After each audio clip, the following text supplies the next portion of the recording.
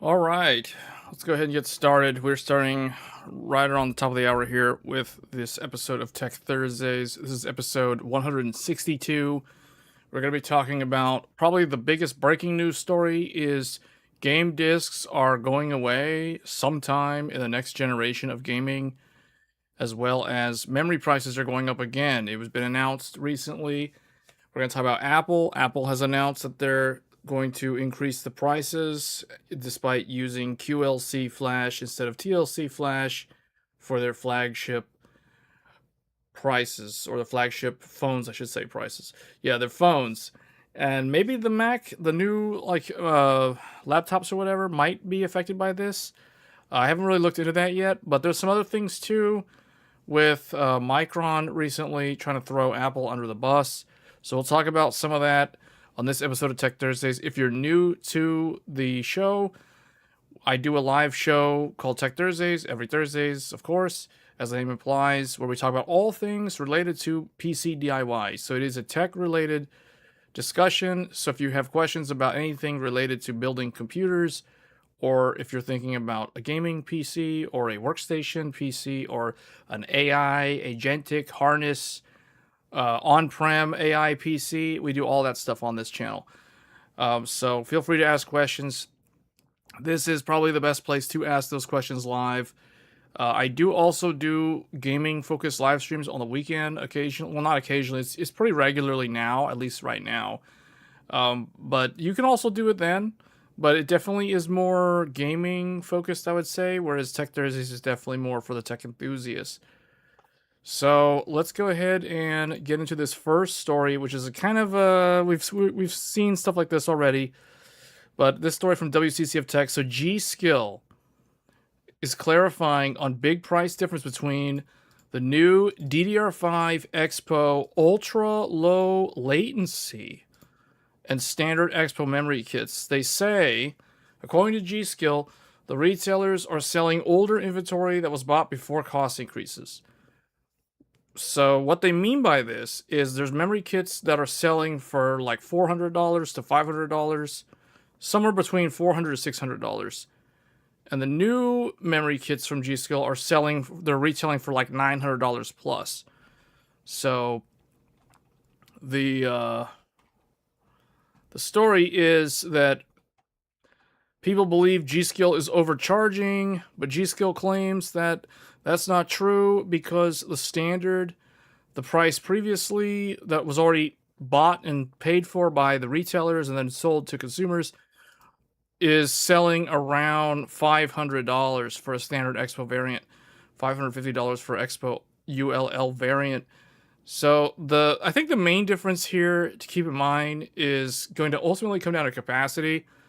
So if you're buying a 32 gig memory kit, which is really considered the minimum spec in 2026, you shouldn't really be paying over $500 at this point for a decent memory kit. So all this stuff here, the ultra low latency, the cast latency 26 stuff, like, to me, it's not worth it. Like, it's not worth spending that much money for a low, like, you can try to tune these other memory kits. Well, these two are probably not going to work, but this one can probably hit cast latency 26 with active cooling, of course. So it's possible to just save money on the memory kit and then just tune it yourself.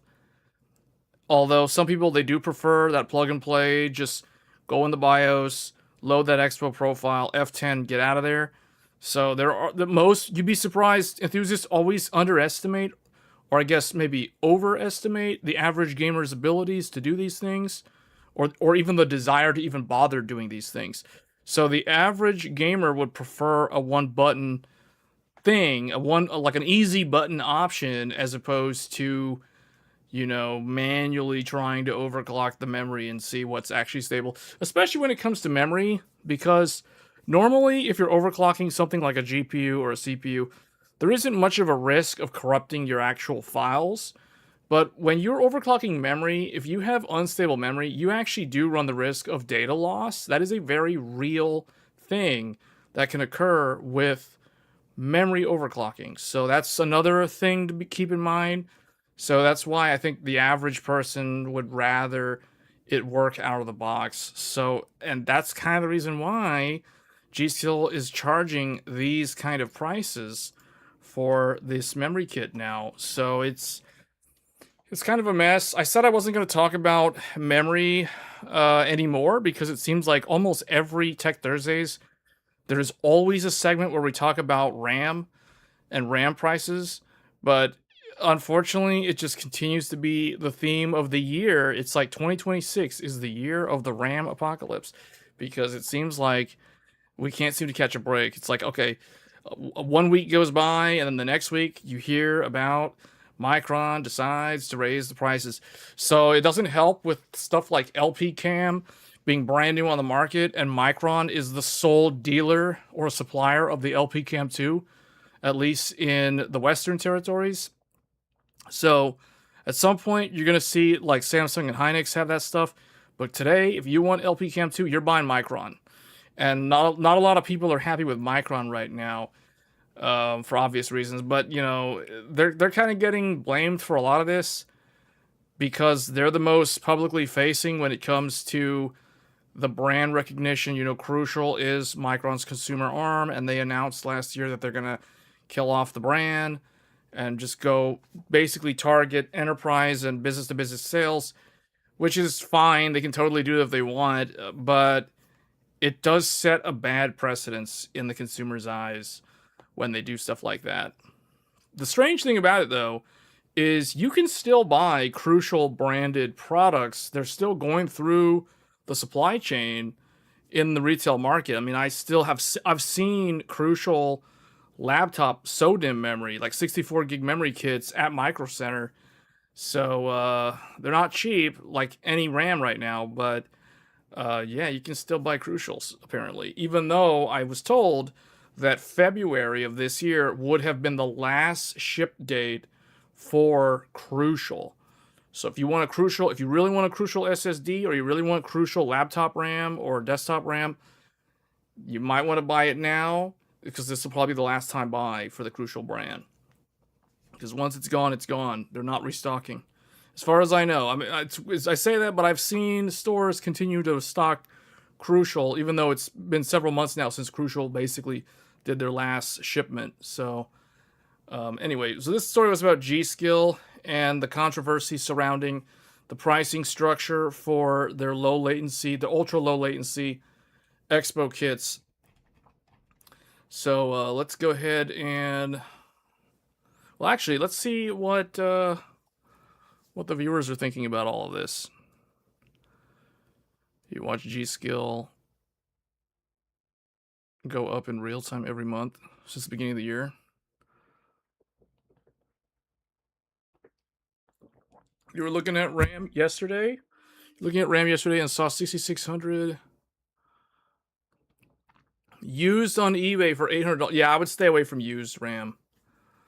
Team Group has, I mean, unless you're buying like DDR3, which is so vintage now almost, as we've proven on some gaming live streams recently, or maybe DDR4, but DDR5 on the used market is not really worth it. Plus, you don't know what they did with that RAM. That's the problem with used. I typically, personally, I don't recommend buying used like NAND flash or even volatile memory like RAM. I don't recommend buying that stuff used. Usually there's something wrong with it. Unless you're buying it from a store or something as like an open box. Crucial T710 had a fire sale during Black Friday. Yeah, well, you know, that's definitely, that's like long gone. Crucial T710 4TB the day of the announcement for $450. Yeah, I do have this right here. So I've got a Crucial T700. This was the first. This was Micron's first Gen 5 SSD. This is a 2TB Crucial T700.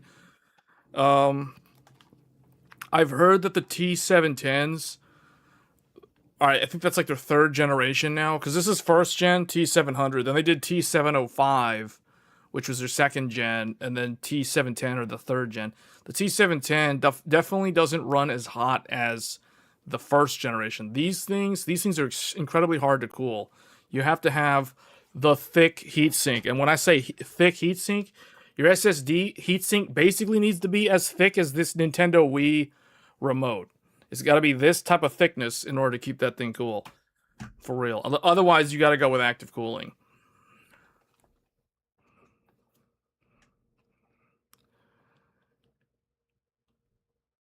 You can do AI. You can run AI. Well, first of all, you shouldn't be running AI on CPU. That's bad. So the 128 gigs of RAM doesn't make sense unless you're talking about a unified memory architecture like a Mac Studio or a Strix Halo like a Ryzen AI Max. But that's soldered RAM though. In both situations, you're using soldered RAM. So the whole like DDR5 thing for AI doesn't really matter. Now, having said that, if you're talking about using like big GPUs with lots of VRAM, yeah, then you do want a lot of system memory because in general, you need 2x the system. Like if you're doing AI, you need to take your total VRAM pool and you need to multiply that by 2 to determine how much system RAM you should have. So unless you're using a unified architecture, that logic doesn't apply. But if you're trying to do like LM Studio on a desktop and you have 64 gigs of VRAM, you need to have 128 gigs of system RAM to back that up. So yeah, it makes sense in that scenario because of the spillage, because of the like anytime you have to share, if it spills over the VRAM buffer, it's going to use system RAM. And the thing is, it's not linear scaling. It'll spill over and it'll basically spill over big time.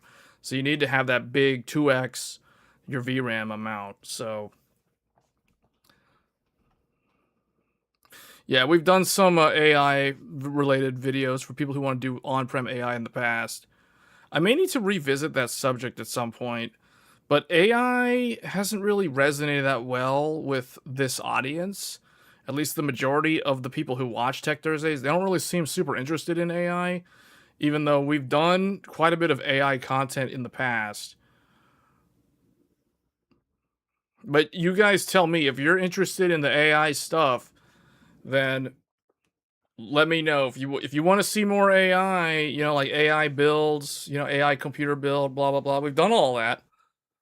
We've done the 64 gig VRAM dual GPU with Threadripper, 128 gigs RDIMM server memory with Expo overclock 64. We've done all that stuff on this channel before. So we've done big AI on-prem, and we've done like Strix Halo AI. We've done like mixed vendor AI. What I mean by mixed vendor AI, that means running like an Intel GPU, an AMD GPU, and an nvidia GPU all in the same system, multi GPU, and it works using the Vulkan backend. So we've done all of that. We've shown how to make all that work. Okay, so let's get into one of the major discussion points that happened earlier this week. I think I have to filter by gaming. Yeah, so it was announced earlier this week. This is more of a gaming focused thing. We're kind of moving away from AI and RAM right now for a second to talk about the end of an era. So physical discs for games. It was announced they will be a thing of the past. They're going to digital only. So there's a lot of people talking about this right now. This is like a big deal. So Rockstar already kind of announced, like they kind of let it slip that GTA 6 would not have a proper disc version. First they said the disc version will come later, like it'll be after the official launch. And then I forgot exactly how it was made known that the disc version would be like a physical. It basically be like you're buying, almost like buying a collector's edition, but the disc doesn't actually like have the game on it or something along those lines. So that then Sony followed up on that, saying that the disc version of games will basically be discontinued sometime around 2028. Which basically, so it's I've read different titles for this topic. So this one says PlayStation disc, Sony ditches PlayStation discs by 2028. So that basically means next year is the last year of physical games. But next year is the last year of the current generation of consoles before the next generation is ushered in. So this almost implies, just based off of reading this headline, and I've seen others that say stuff like sometime in 2028, but just by reading this, this implies that the next generation of consoles will not come with a disk drive. That's how I interpret this. This is code for the PlayStation 6 will be a digital only machine at launch. Like that'll be the primary machine. That doesn't mean that there won't be an option that has a disk drive. Because you guys know, like right now, the PlayStation 5 Pro, the PS5 Pro does not include a disk drive. But you have the option to buy the disk drive separately and add it to the PS5 Pro. So I have a feeling the PS6 will be very, very similar.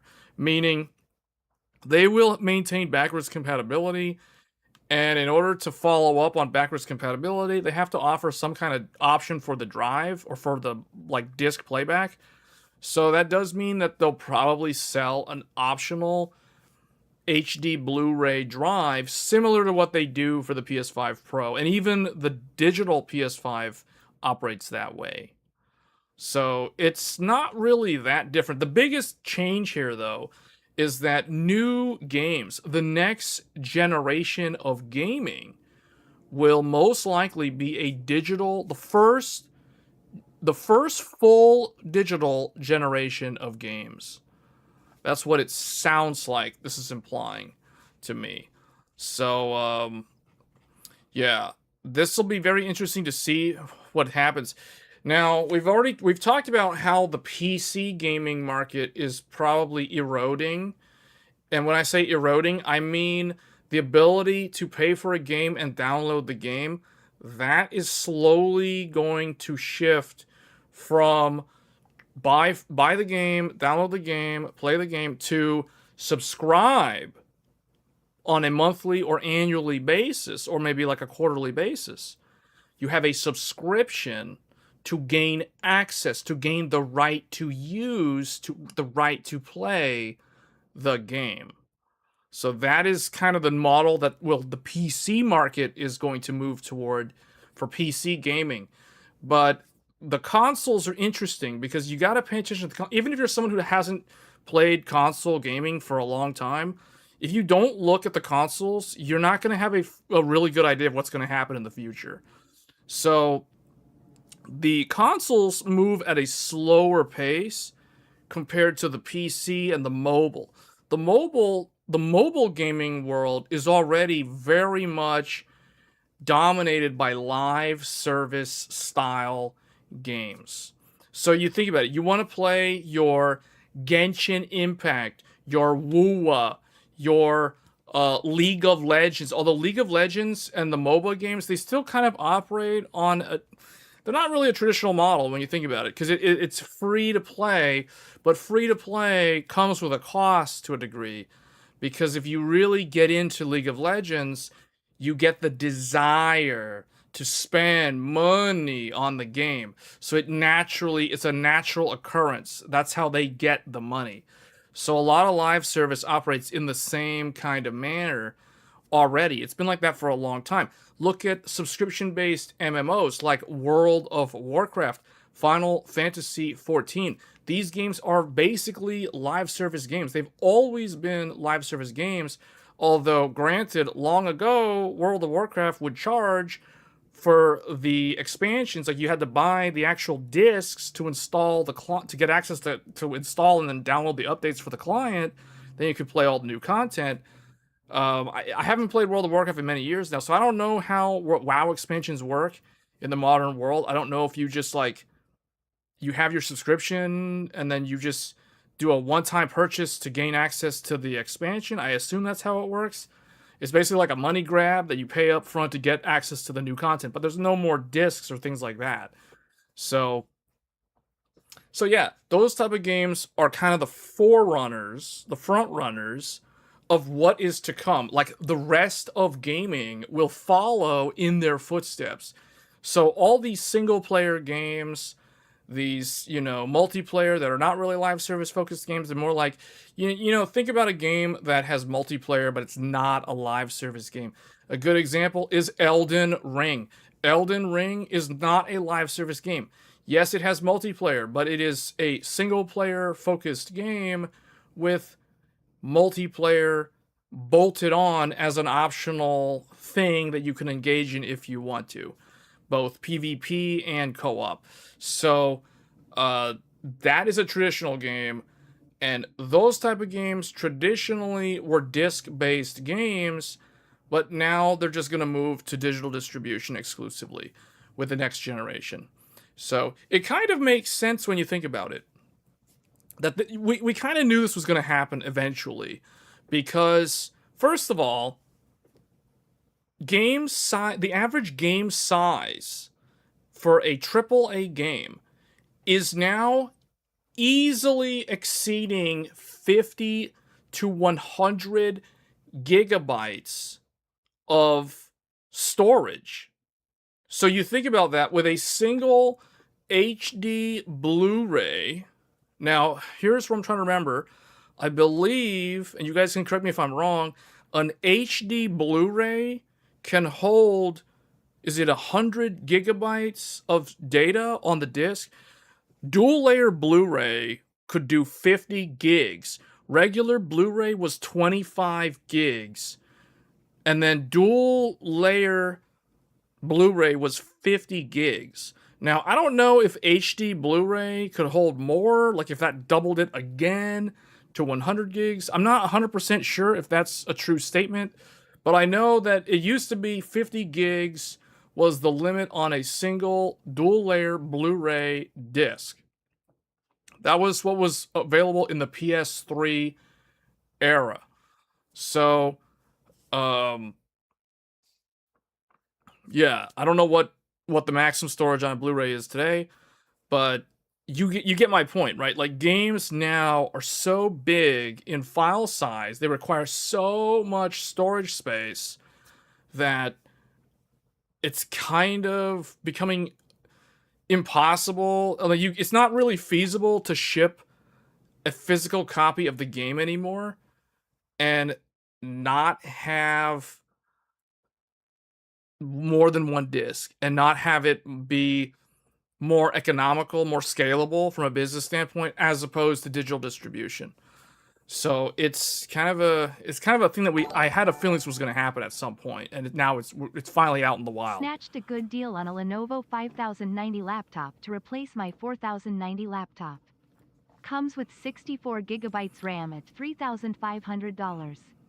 The main reason for the upgrade is True Black 1000, which no current OLED monitors can achieve. True Black 1000? So is that on an OLED screen or is that on a non-OLED screen? True Black 1000. True Black 1000 sounds like it's on some kind of OLED screen, but you're saying that no current OLED monitor can achieve True Black 1000? How is that $3,500? The typical 5090 laptop from Asus right now is like approaching $5,500. $3,500 with 64 gigs of RAM. And actually, the most expensive thing in the laptop is not actually the 59, it's actually the RAM.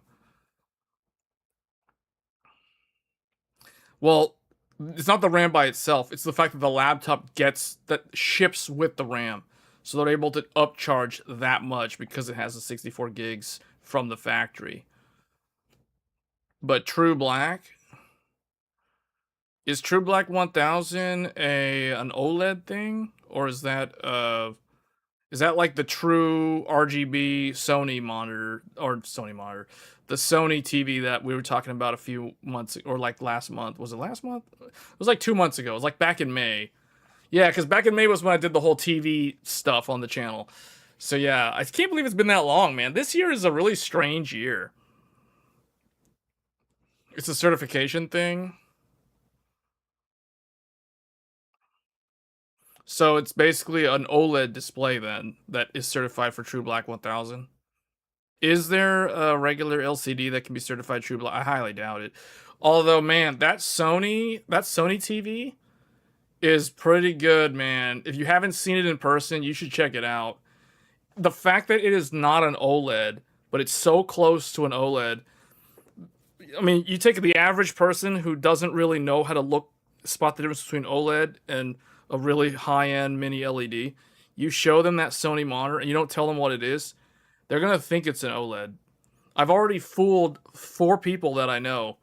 I show them that monitor, or I keep saying monitor. I show them that TV, and they all thought it was an OLED. And when I told them it's not an OLED, they're like, "There's no way, man. There's no way that's not an OLED. You're lying. You're lying to me." Then I proved to them that's not an OLED, and they're like, "What? That's not an OLED? That looks pretty good for a regular RGB or regular TV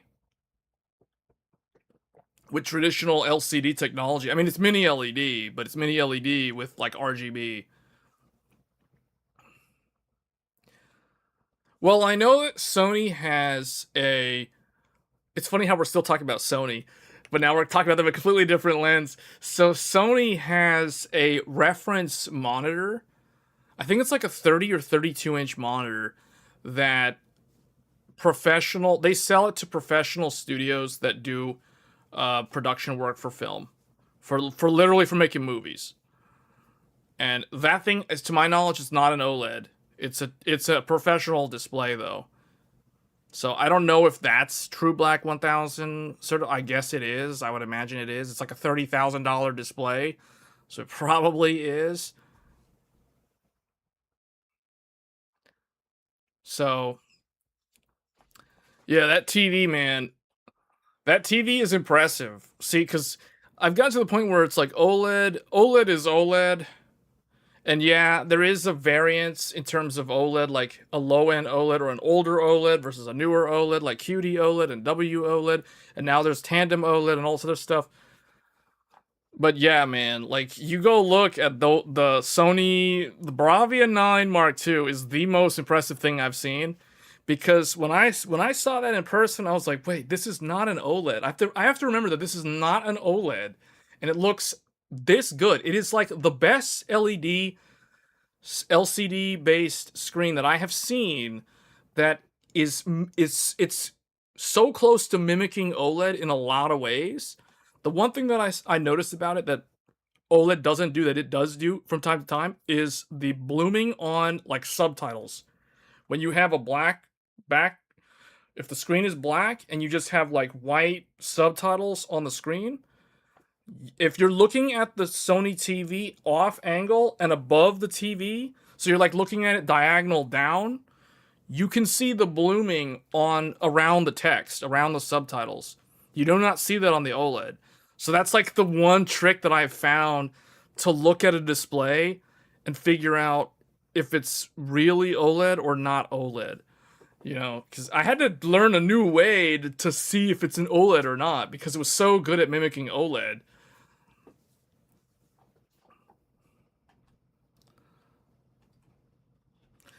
Okay, so yeah, that true RGB, man, that I'll probably wait for like the next revision of that before I do another TV upgrade. But yeah, that type of TV is on my watch list now. That's on the short list for TVs, for real.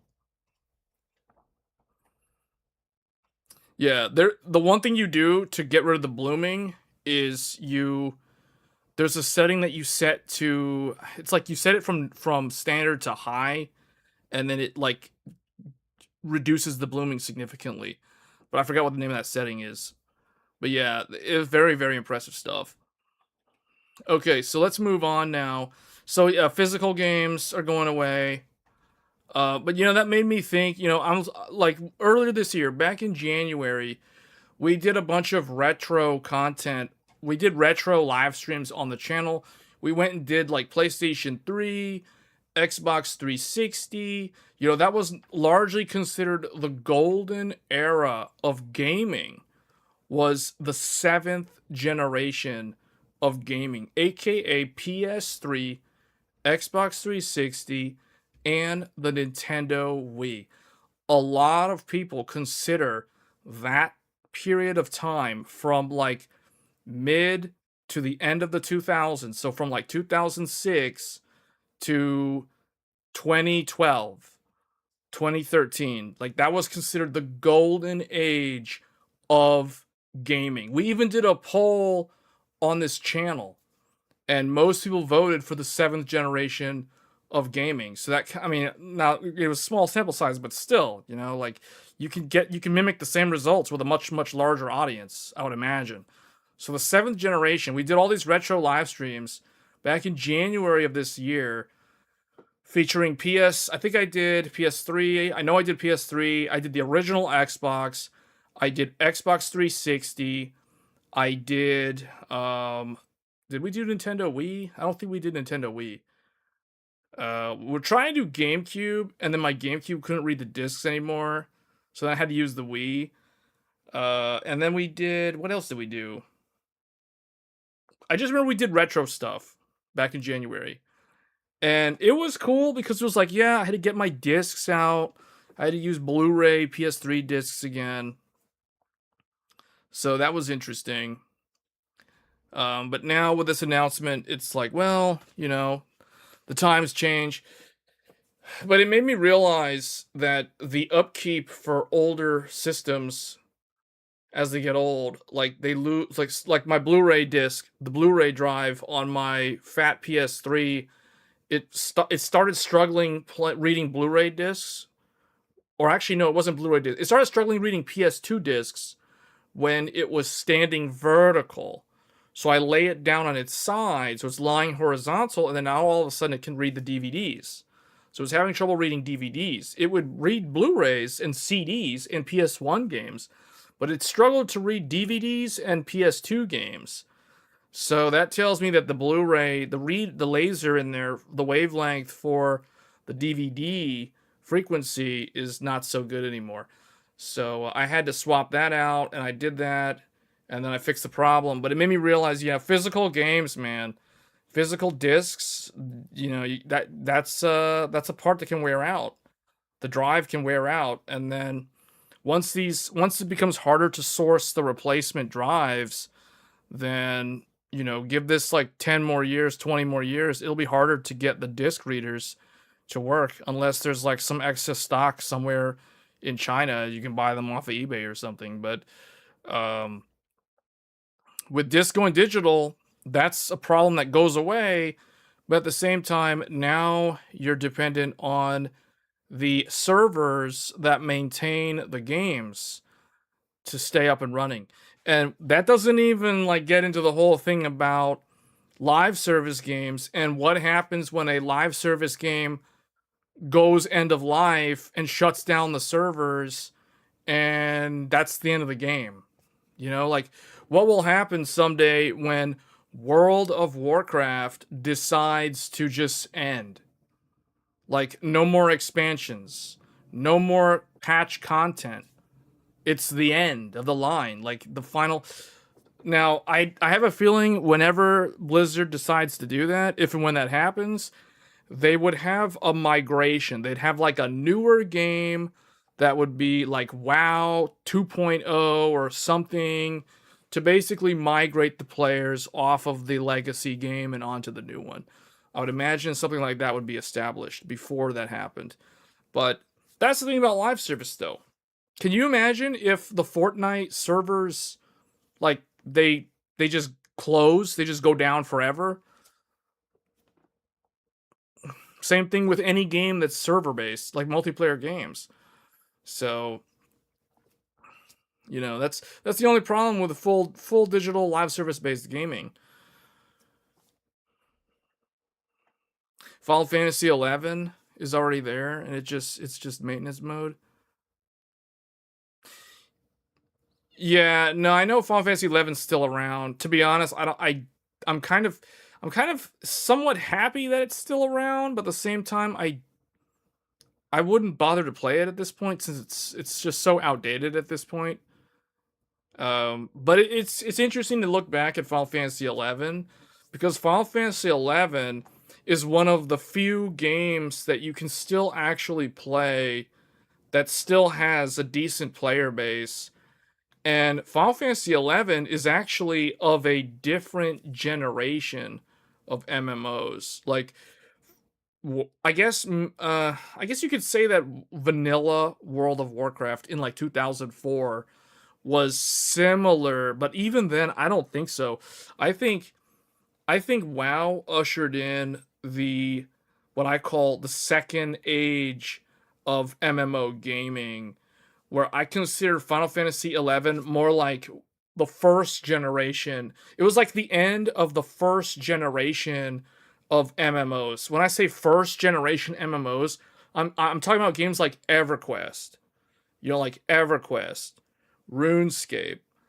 That's first gen MMO. I consider Final Fantasy 11 of that same generation. Just had it had much better graphics than those older games because it came out newer. It came out toward the end of that era. And then WoW came out, and WoW was basically like MMO 2.0, you know, like it was a second gen of MMO. And then what we have today, like retail WoW today and Final Fantasy 14 Dawn Trail, those aren't second generation MMOs. Those are third generation MMOs. I would say 11 is like first gen MMO. Vanilla WoW is second gen. Guild Wars 1 is also second gen MMO. And then I would consider Guild Wars 2, A Realm Reborn, and I guess all the current expansions of 14 and all of retail WoW from like Cataclysm and up. I would consider that like third generation, which is what I consider current generation of MMOs.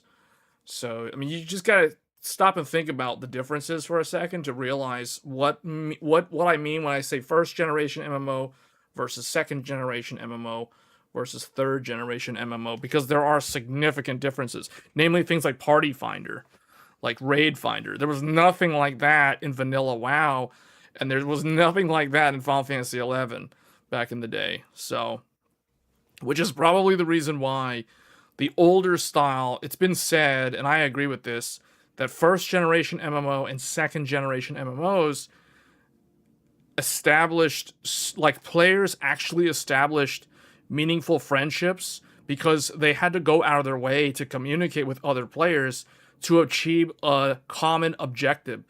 In the modern era of gaming, with like these theme park based MMOs that are basically just live service, very, very similar to games like Genshin Impact, by the way. They have multiplayer too in them, but it's almost like it feels, dare I say, optional to have to engage in the multiplayer or the massively multiplayer aspect of these modern MMOs. Meaning you can pretty much do and achieve everything aside from maybe like savage or endgame raiding, like hardcore raiding.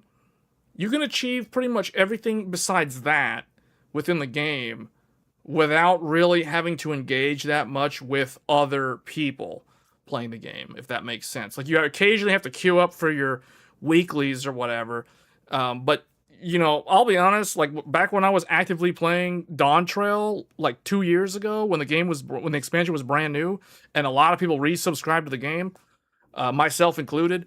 There was not a lot of player engagement, like with randoms. You just kind of like queue up, do your duty finder, get all your weekly, you cap your weekly, and then you're done. You're done. Okay, it took me like a day or maybe a day and a half to do like the whole week's worth of stuff. I'm done. Now I don't touch the game until next week. So that's kind of how modern gaming feels for a lot of people now. You know what I'm saying? Like, that's just how it is. But then the other thing, too, is the average person that plays those games is older. So they have a bunch of stuff in RL. They don't have that much time to devote to these games anymore. So things like that have changed the nature of the game, and that's ultimately what caused the transition from second gen to third gen MMO. It was really the game growing up with the player base. As the player base grew up, the game grew up with it to adjust to people's lifestyles. So that's ultimately what caused it to change. You played Final Fantasy 11 beta, and then for like 7 years, currently play 14, and been around since. Oh, you're one of the legacy players.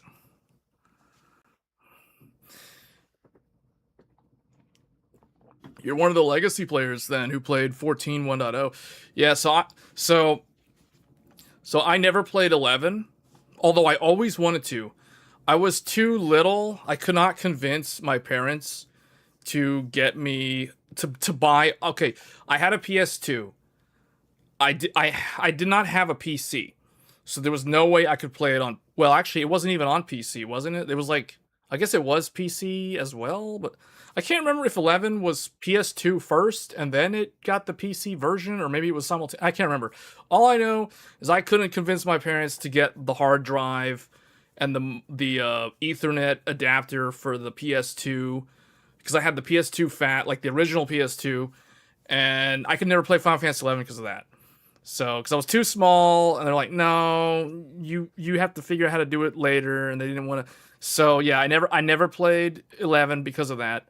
I always wanted to play it though as a kid. I always wanted to play 11 because 11 was like my dream game. Like I always wanted to play a game where it's like, oh, you could choose your job or your class, and like I always wanted to be like a samurai or some kind of like dex-based character, like a thief slash ninja or whatever. Like that's what's in 14 now. But I never played 11. I ended up playing WoW original. So I played vanilla WoW, but I didn't get to play WoW until like 2005. 2005. Because I know WoW came out in 2004, but I never played it until it was already approaching Burning Crusade, which is when I played WoW.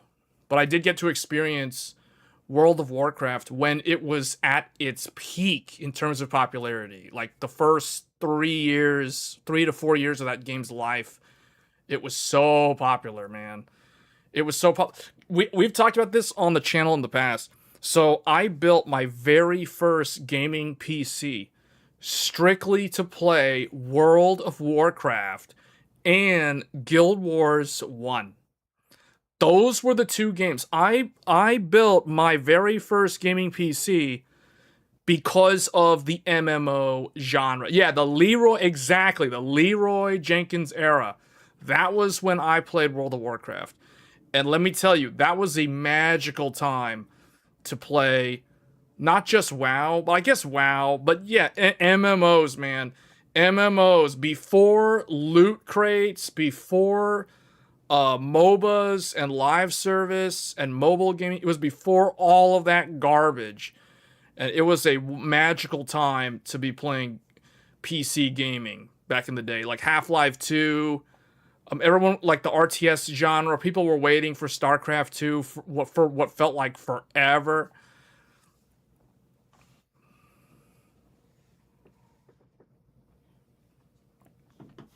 But yeah, man, that was like 2005, 2006. Burning Crusade came out, I think in like January. Was it 2007? I believe it was like sometime early 2007 was Burning Crusade, or maybe it was 2006. I think it was 2007. But yeah, I played Burning Crusade, and then I quit WoW. I quit WoW like after Burning Crusade. I mean, I didn't even go through all the different patches of Burning Crusade. I went through like the first major one, and then I just kind of like lost interest in the game for a while. I played Guild Wars 1. I played a lot of like Guild vs. Guild, like GVG. We called it GVG back in the day. Guild Wars 1, man. Guild Wars 1 was good.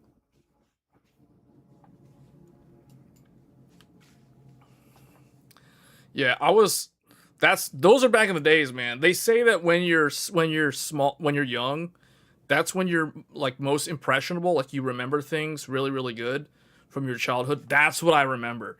That is the reason why when I think of the PS3, because that was also the time of like PS3, Xbox 360 launch. Like that was the golden age.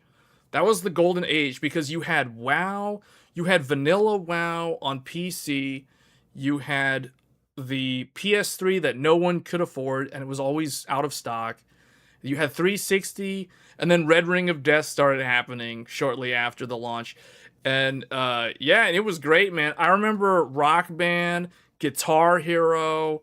I remember when those franchises were at their peak during that era. DDR, Dance Dance Revolution was popular in the arcades.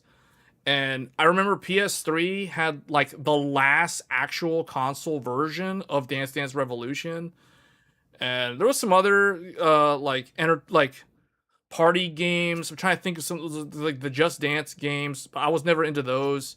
But I knew like people that did play those. But I used to be into like Dance Dance Revolution, like all like hardcore, like Michael Jackson style pop and lock, like that kind of stuff. But man, that was my childhood. That was the gaming era, man.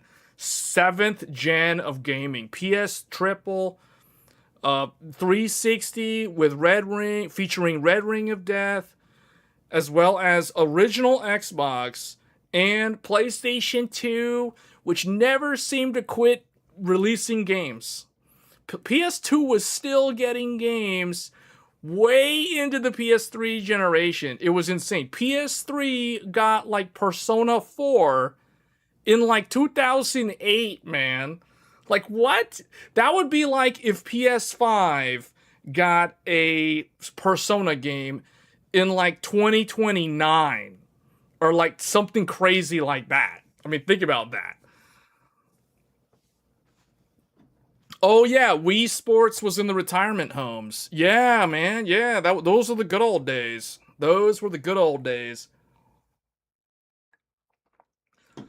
Oh, so man, you say the Red Ring of Death. Man, my one of my best friends, he got a Red Ring of Death. One of my cousins got a Red Ring of Death. One of my other friends down the street got a Red Ring of Death.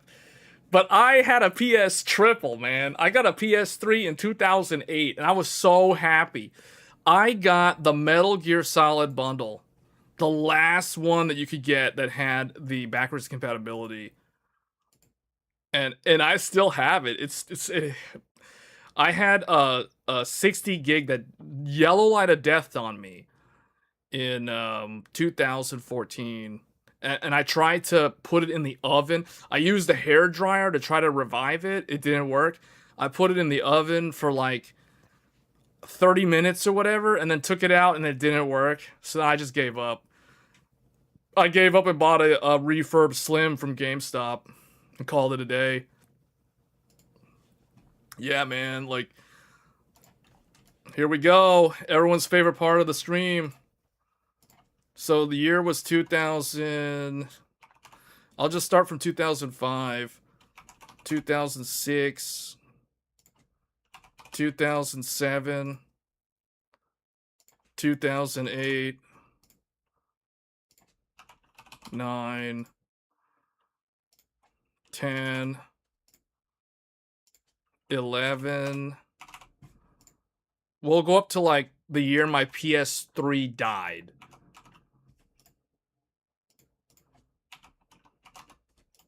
Oh wow, it actually lived that long.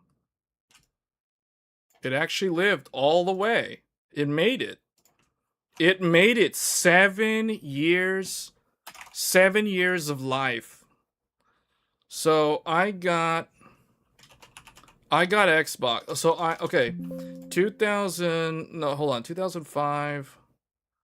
2005, I got my original Xbox. I got my original Xbox in 2005. I got my original PS2, I think like a year or two before that. But this is kind of the beginning of the era of gaming for me.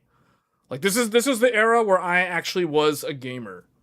You know, like, this is the time. This was the time of the gamers. At least how I remember it. So in the summer of 2006, my first PC, I built my first PC in the summer of 2006 to play World of Warcraft and Guild Wars 1. Then, in the summer, June, I'll never forget it. I believe it was June 4th.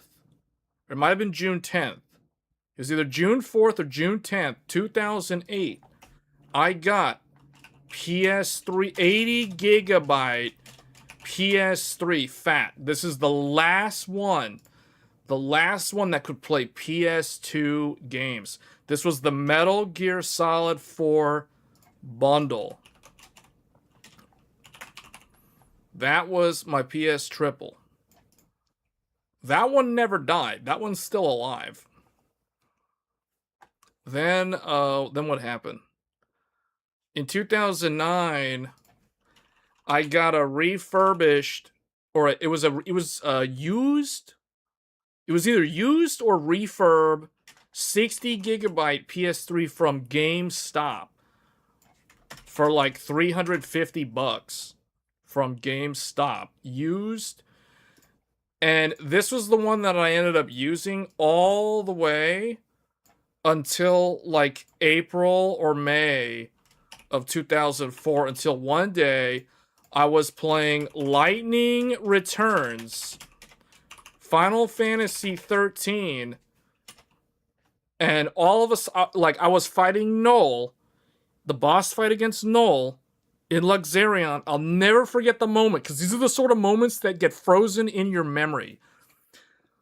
Null does a backflip during the fight, and then he like freezes in midair, and the battle music is playing, and then all of a sudden, and I'm like, it's frozen. It's like frozen really bad. And then the fan starts spinning like crazy. The fan on the PS3 starts going so loud. It kind of like scared me. Like, it was so loud. It was like loud. Like leaf blower loud. And I was like, yeah, this is not good. I turned off the console. I proceeded to turn it on. Yellow light of death. And that was the end. That was the end of the PS3. My 60 gigabyte PS3 that could play PS2 full backwards compatibility. This was a launch model from like 2000, like somewhere around here. So it lived all the way to 2014. So I've always said this about my console. Even though it eventually died to the yellow light of death, it lived a full life. It lived a full life because it was manufactured in 2006. It was sold to whoever bought it at launch. Then they sold it off to GameStop. And then I purchased it in 2009. And then I had it up until its death in 2014. So you look at that. I always tell people a console generation is 7 years long. So this console, it lived the full lifespan. From the time it was sold up until its death, it did live the 7 years of service life. And you got to remember, PS4 launched in November of 2013. So my PS3, my launch PS3, managed to die after the PS4 had already launched. Now, I didn't have a PS4 at the time that my PS3 died, but it fulfilled its destiny. It fulfilled its service. Like, it did what it was supposed to do. It lasted the entire generation that it was relevant, that where it was in its prime, and PS4 came out, and it's time for it to retire, and it just went out in a blaze of glory. So, and that was I tried to revive it. I was unsuccessful. I replaced it with a Slim, and that's what I have now, and that was it. So, anyway, But you guys can tell I have very nostalgic memories of this generation of consoles because this was probably when I played the most games ever. It was during this time. Like this whole span of time was like this decade was basically the greatest era of gaming.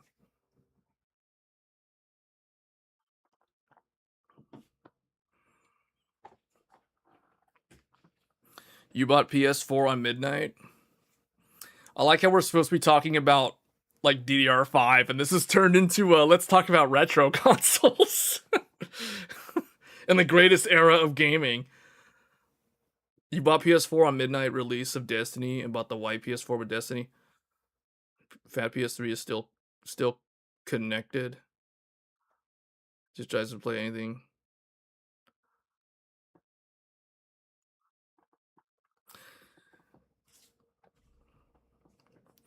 Yeah, the PS3, man, that thing was good. That's probably my favorite console.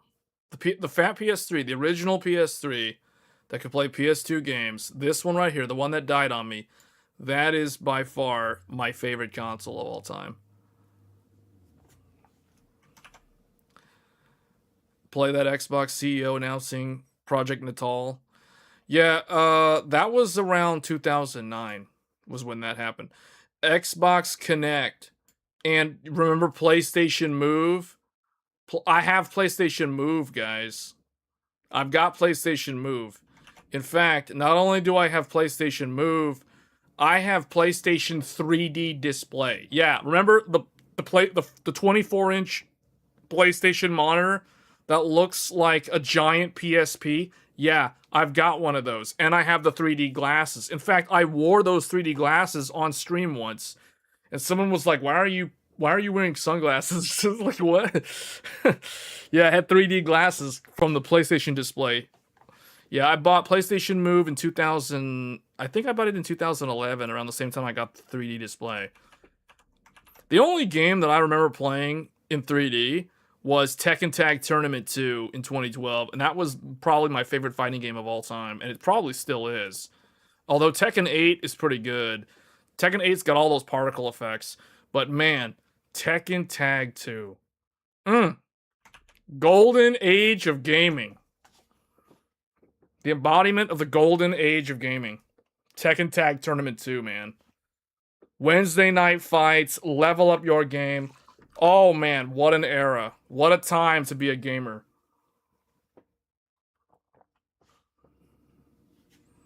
And don't even get me started on Dark Souls 1.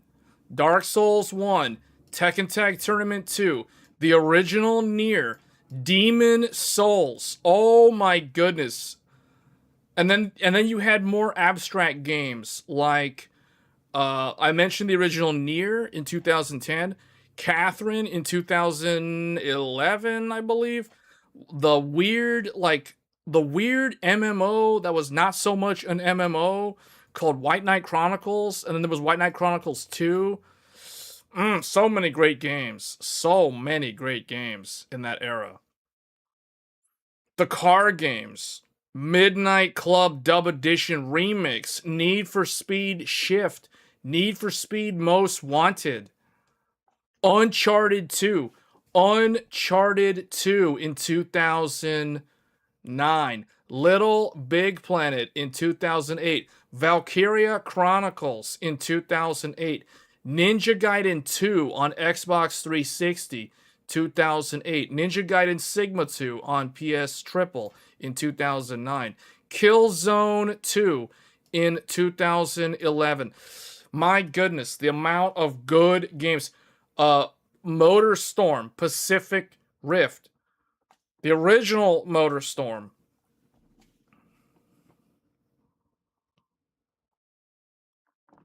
Halo ODST, Halo 3, the original Forza, GTA 5 in 2013, GTA 5 on PS3 and 360 in 2013. Yes, GTA 5 is a game from the 7th generation of gaming. It is a game that belongs to that era, the golden age of gaming.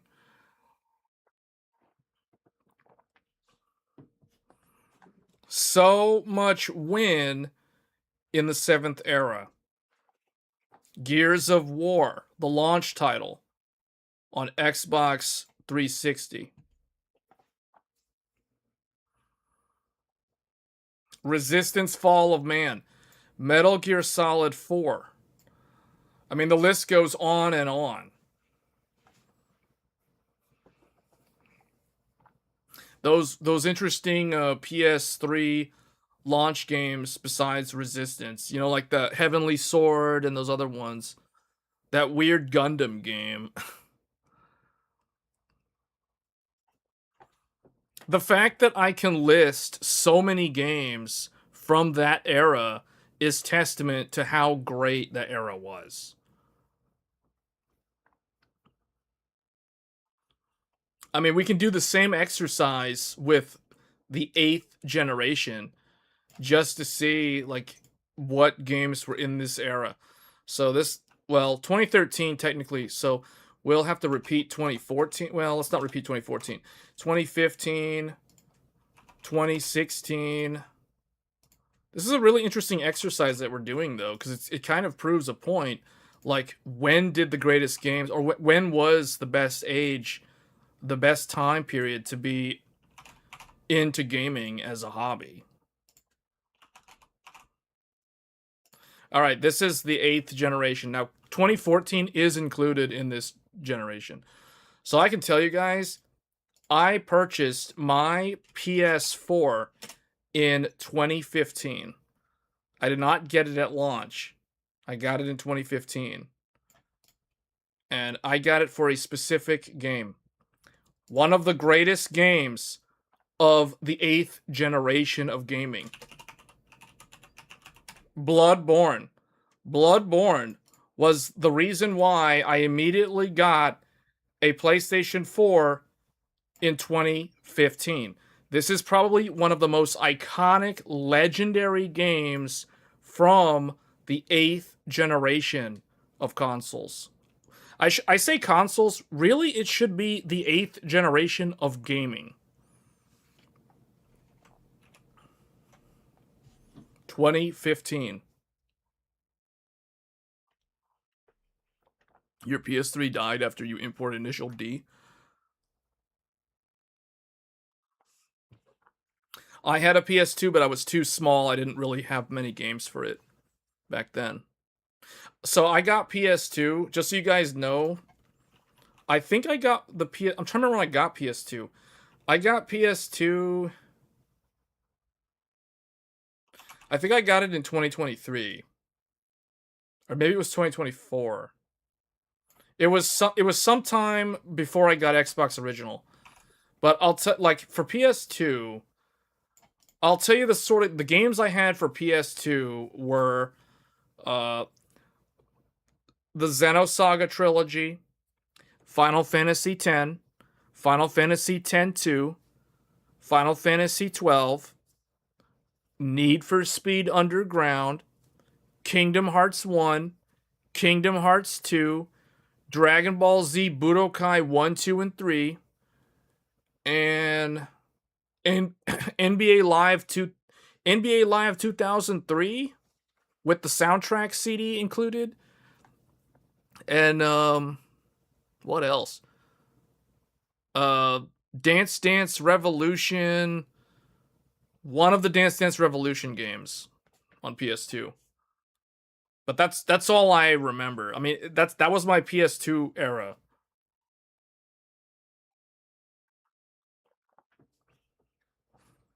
Oh, sorry. Yeah, good catch. Definitely not 2023. Definitely not 2023. Yeah, it was either 2003 or 2004.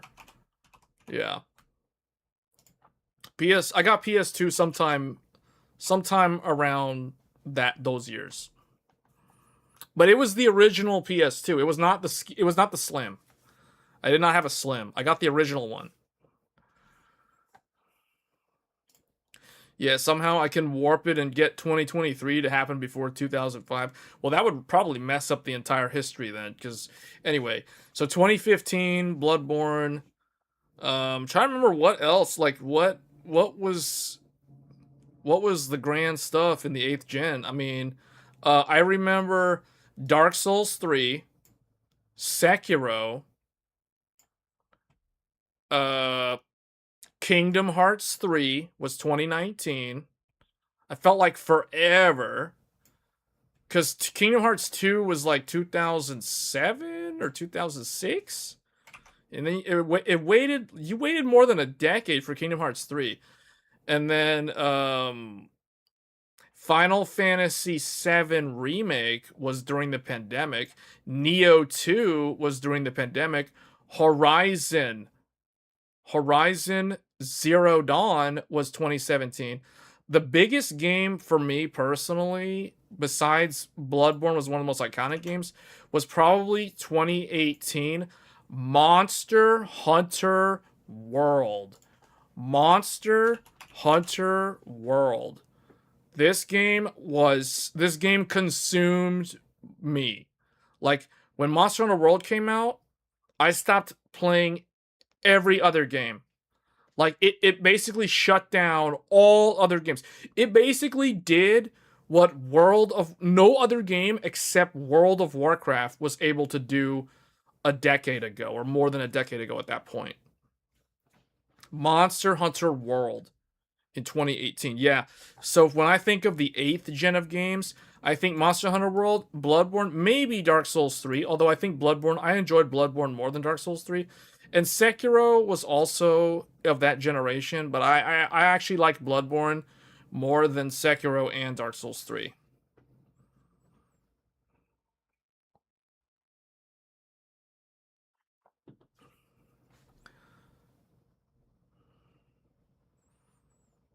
Yes. Yes, they're definitely hidden gems from the 360. Lost Odyssey, Lost Odyssey, Infinite Undiscovery, Blue Dragon. Yeah, Left 4 Dead was a very, very popular franchise during that era. The Tenchu games also kind of like ended in that era for some weird reason.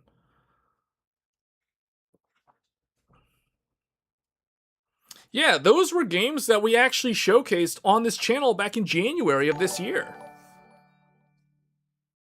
I still do weeklies on Wilds to this days. But my hours for Crimson Desert is getting close. Oh wow. Your Crimson Desert is gonna exceed your Monster Hunter Wilds gameplay hours. Wow. Yeah, man. It feels like every time you're the guy who I always think of like the Crimson. You're becoming the Crimson Desert guy. You're becoming the guy who plays Crimson Desert. You know, like yeah, Monster Hunter Wilds. I put a lot of time into Monster Hunter Wilds last year, but to be honest, World still I've put way more hours into World more than Wilds. Did you play Monster Hunter games before? No, I did not. I did not. World was my first. Well, okay, I say that, but that's not true. I did play. I did play one of the Monster Hunter games briefly on the PSP because I had a PSP. In fact, I have all the PSPs. One of the most famous videos on my YouTube channel that has like way over 1 million views is the PSP video. It's like the PSP video. So yeah, I played a Monster Hunter game on the PSP and I didn't really enjoy it on the handheld very much. So then I never touched the franchise again until World. World was just magical, man. World was just special. Like Monster Hunter World, you didn't have to play any other Monster Hunter game prior to World. And then as soon as you pick up World, you realize immediately the depth of the mechanics. The like you learn the gameplay loop, like the feedback loop of like hunt monster, loot monster, upgrade weapon, hunt monster again, upgrade armor, hunt a different monster, loot monster, craft monster's weapon, hunt monster again, hunt, craft that monster's armor set, Now go hunt the next month. So you learn that pretty early on. But for some reason, there's something that Capcom has managed to achieve with that franchise where it sounds, explaining it like that makes it sound really repetitive and almost boring sounding. But the game for some reason is just not boring. And I guess it's because of how dynamic the hunts end up going every single time. Now, granted, if you hunt the same monster like 50 times back to back, it's gonna feel really repetitive after like the 10th hunt. But you don't really do that unless you're trying for the leaderboards. You know what I'm saying? Like if you're going for the challenge hunts, so you're trying to get the fastest hunt time, like the quickest time to kill a monster. Like that's more competitive Monster Hunter. And then when you see competitive Monster Hunter, like you actually witness what it looks like and how good people can be at the game, it is inspiring to see a game played at a high level by people who are really, really good at the game. And that's another thing too about the Monster Hunter franchise that I always found really, really fascinating.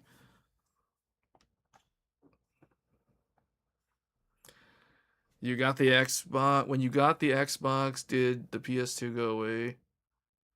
No, I had both consoles. I still have all my consoles. I never got rid of any of my consoles. When I got Xbox, so when I got, okay, so I'll just list for you guys again. So like PS2, I had Final Fantasy X, Final Fantasy X-2, Final Fantasy 12, Xenosaga 1 through 3, all of them. Need for Speed, Underground, Need for Speed, Kingdom Hearts 1 and 2.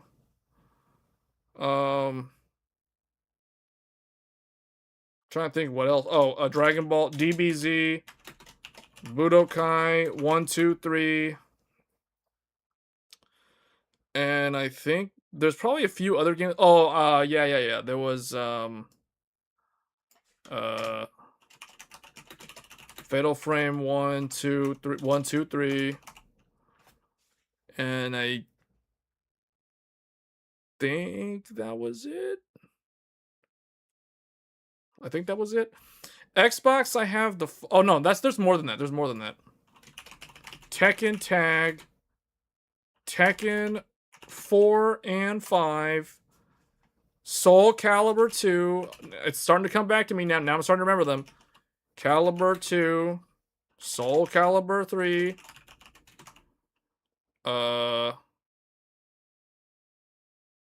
Trying to think if there was another car game or something. I mean, these are like my PS2 games. These games.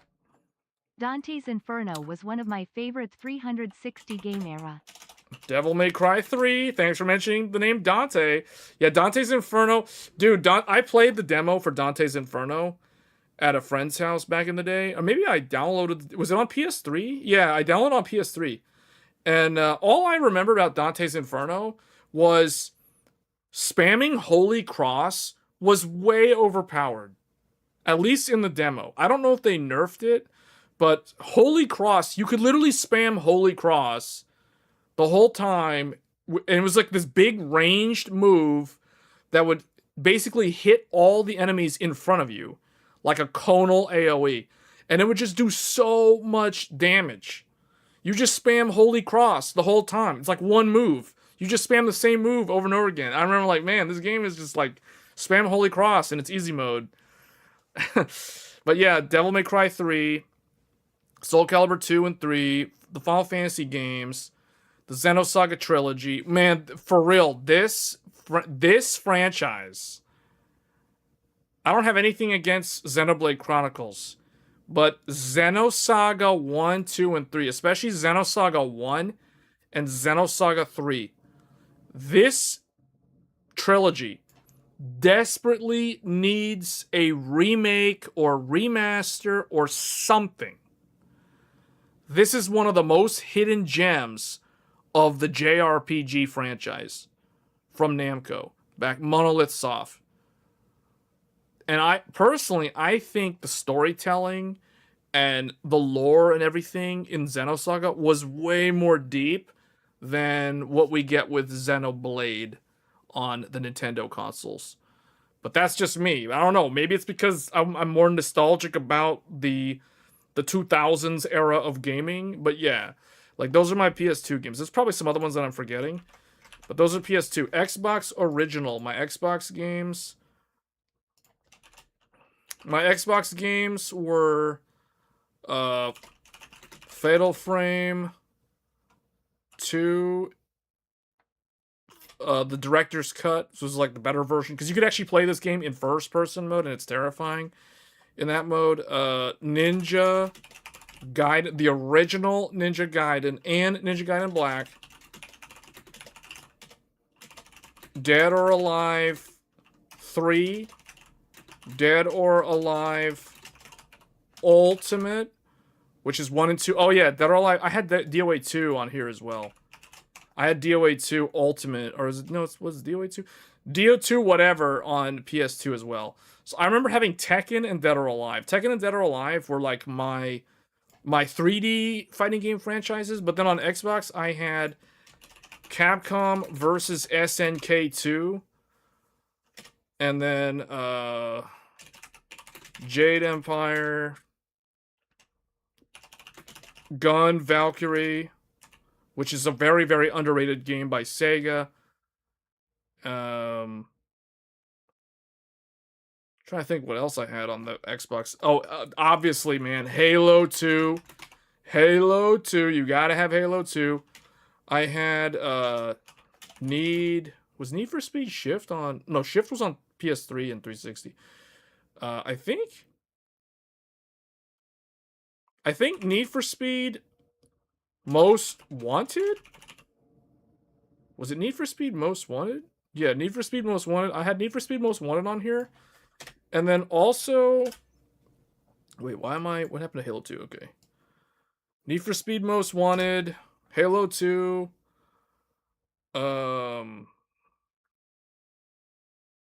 Fable. Yes. I had Fable Lost Chapters, which is like the collector's edition, I think, or something like that. It was like the one that was like $20. So Fable, Soul Calibur 2. The Xbox version had Spawn. Todd McFarlane's Spawn was the guest character in this one, whereas Heihachi from Tekken was the guest character in the PS2 version. And the Xbox version, man, if you didn't care about Link, because personally, I still think the GameCube version of Soul Calibur 2 was the best version, because Link is the best guest character. But if you didn't care about Link, Xbox had the best version of Soul Calibur 2, because Xbox could output the game in 720p. You could actually play Soul Calibur 2 on the original Xbox in 16:9 720p. You could not do that on the other two versions of the game. And it had the fastest load times because of the hard drive. So it was so good. Xbox showing up. It had better graphics than PS2. It had faster load times than GameCube. Oh my goodness. Halo 2, Need for Speed, Most Wanted, Fable, Lost Chapters. Midnight Club, Dub Edition Remix. I had that game. That was another car game. Oh man, I actually have more than this. I'm running out of space on the board here. So we had that. I had what was that game? I just forgot. Oh, Project Gotham Racing. I got this game because it was included with Xbox Live Starter Kit. Xbox Live Starter Kit. Yeah. Because I had Xbox Live Gold. My most played games on Xbox were Otogi and Otogi 2, both from Software Games. Yeah, I didn't know about those games until you mentioned them. But yeah, I never. I did have a From Software game. Tenchu. Tenchu Wrath of Darkness, I think? Tenchu Wrath of Darkness on Xbox Original. That was my From Software game. I didn't have the Otogi games though. But yeah. There must have been something else. Halo 2. Halo 2, Project Gotham, Need for Speed, Fable, Soul Calibur, Midnight Club, Fatal Frame 2, Ninja Gaiden Black, Dead or Alive 3, Dead or Alive 2 Ultimate, Capcom vs SNK, Jade Empire, Gun Valkyrie, Tenchu. Oh yeah! Prince of Persia. The Sands of Time. Some people still think that this is the best Prince of Persia game. Prince of Persia, The Sands of Time on the original Xbox. Yeah, Tenchu, the OG stealth. Yes. I remember now. Metal Gear Solid 2 Substance? Metal Gear Solid 2 Substance. The one where you play as Raiden. Man, I'm running out of space. These are all on Xbox Original. So you guys can see I have a lot. Subsistence? I thought it was Substance. I'm pretty sure it's Substance. Metal Gear Solid 2 Substance. No, look it up. Substance for the Xbox Original. It was for Xbox Original. Substance on Xbox. Not on PlayStation. Or maybe I have it backwards. I'm pretty sure it said Substance. Substance on Xbox? Metal Gear Solid 2 Substance.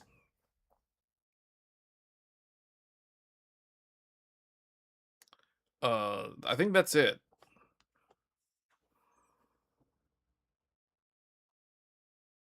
I think those are the games. Are you sure? No, I'm pretty sure it's Substance.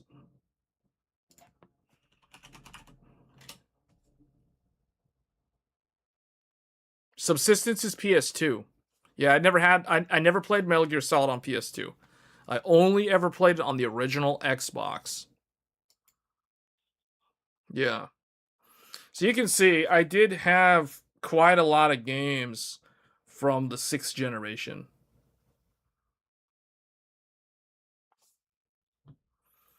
And the genres are pretty widespread. I've got first person shooters like Halo 2. I'm trying to think if I had one on the I remember playing like SOCOM on PSP, but not on PS2. I have driving games, I have fighting games, I have action games like Ninja Gaiden and Devil May Cry. I'm thinking, am I missing another action game? Oh, Prince of Persia. That's more like a platformer game.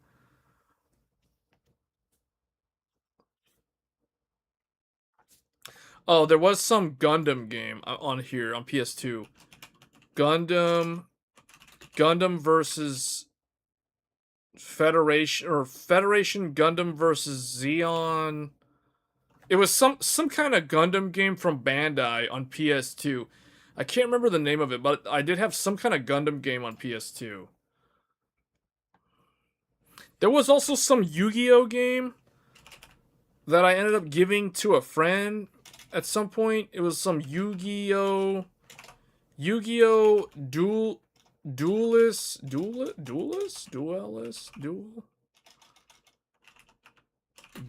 of the Roses or something like that. That game was kind of weird though. That was the weirdest Yu-Gi-Oh game I've ever played. Duelist of the Roses. Is that how you spell duelist? I can't remember. Anyway, Gundam versus Xeon something. Yu-Gi-Oh! Duelist of the Roses. I know there's some kind of RPGs that I'm forgetting. I can't remember what they are. Other than the Final Fantasy games, the Xenosaga games.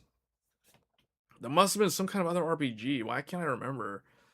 Xenosaga and Final Fantasy were the two big ones. I can't remember, man. I'm trying to remember what the other games I had on PS2. I know that's not all the PS2 games. I just can't remember what else I had. I guess that I mean, that's pretty much the majority of the list right there. That's like 90% of all the games. I was surprised I had so many Xbox games, to be honest. Looking at the list, man, that's a lot of Xbox games. I'm pretty sure I had more PS2 games, though. Need for Speed, Kingdom Hearts, Budokai, Fatal Frame, Tekken, Soul Calibur,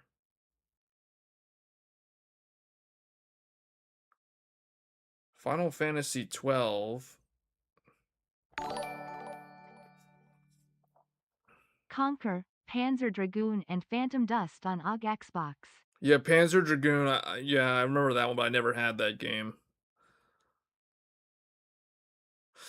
There was one game, I can't remember what it is on PS2 though. Like, I think it was an RPG of some type, and I think it was like a sprite-based game. I can't remember what it did. I never played Call of Duty 4. Okay, I played Call of Duty, but I never played it. Like, I never had the game. I played it at like a friend's house.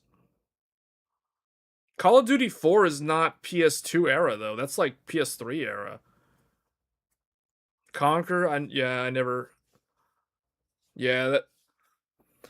Man, I'm trying to remember. Was Banjo-Kazooie and those games, was that like PS1? That's probably why I don't remember any of that stuff. Because that's before my time. Yeah, the 90s was not. To me, I don't think of the 90s as a gaming era. The only games that I played from the 90s, so it's like Age of Empires 2, StarCraft, Brood War. These are literally the only games from the 90s that I played. Oh, and the one that we did the retro stream. Stunt Track Driver. Those are literally the games, guys. Those are the games that I played. And those are all like late 90s games. You know? I never played the 90s games. I mean, I played N64 games at my cousin's house. I remember playing Super Smash Bros., the original one, and thinking, man, Captain Falcon's up B is super cheap. You just get someone that's like 70% damage, and you just grab them with the up B, and then you just send them flying, man.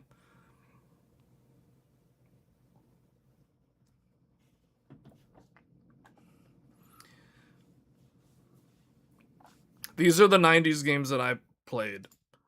Age of Empires 2, StarCraft Brood War, Stunt Track Driver. You need to check out the analog retro consoles. Ocarina of Time. Yeah, I never played Ocarina of Time. But you know what? Ocarina of Time is getting a remake for Switch 2, and you can bet I'll be playing that game. Because everybody's making a big deal about it.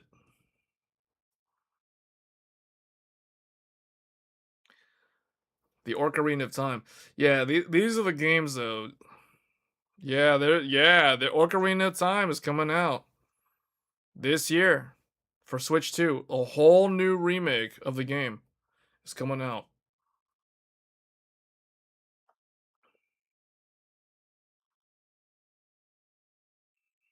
So I'll be playing that game. I did get, speaking of Nintendo, I did get the new Star Fox game, but when we polled the audience for what game should I play on stream, Star Fox was listed, but no one voted for it. Like, everyone voted for, like, they want to see Vega 64. Like, they wanted to see some arbitrary old GPU struggle to play modern games instead of watching, like, Star Fox. So I was like, okay, well, that's what's gonna be, okay. But yeah, those are the games. So you can see, like, yeah, I played a lot of console games in this time period, both the PS2 era and the PS3 era. Like PS3, man. PS3. I don't. Okay, let's list my PS3 games. PS3. Let's list the PS3 games. Metal Gear Solid 4. Uncharted 2. What else? Oh. Valkyria Chronicles. Little Big Planet. Ninja Gaiden 2 Sigma. Tekken 5 DR. Tekken 6. Soul Calibur 5. Oh, Soul Calibur 4. Soul Calibur 4 and Soul Calibur 5. Both. Final Fantasy 13. Final Fantasy 13 2. Lightning Returns. Final Fantasy 13. Demons. So I'm trying to go in chronological order, and this is definitely not in chronological order. But I don't know if that matters because I have to move this around. It doesn't really matter. Whatever. Okay, so Nier, Demons, Souls, Dark Souls, Dark Souls 2. Catherine, White Knight Chronicles. This is going to be a giant list. White Knight Chronicles 2. Yeah, I'm going to have to... you have to go second page, I guess. There is a bunch that I'm already forgetting. Little Big Planet 2. Although I still think Little Big Planet 1 was probably the most iconic, nostalgic one. I don't really have too many memories of Little Big Planet 2. I remember Little Big Planet 2 introduced a bunch of new mechanics that made the game seem like super easy. And then Little Big Planet 3, I don't know if that was PS3 era though. I don't think it was. I think it was later. Little Big Planet 2. What else was around this time? I know there's something I'm forgetting already.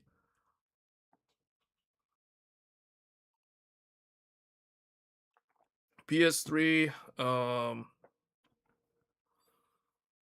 Did I put Ninja Gaiden? Yeah, Ninja Gaiden. Oh, Ninja Gaiden 3. Terrible game. Dead or Alive 5 was also kind of like somewhat disappointing, but it was still okay. At that point in time, it was still okay. Dead or Alive 6 basically killed off the franchise. But Ninja Gaiden 3 was also very, very bad. They basically had to re-release Ninja Gaiden 3, Razor's Edge. That fixed all the, or almost all the issues.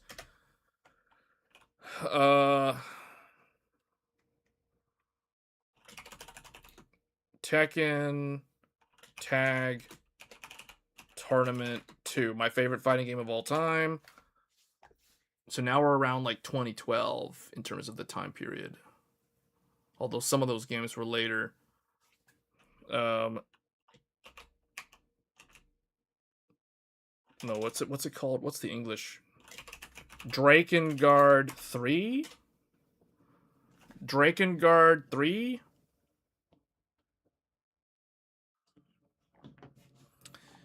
Did you platinum Mag? What's Mag?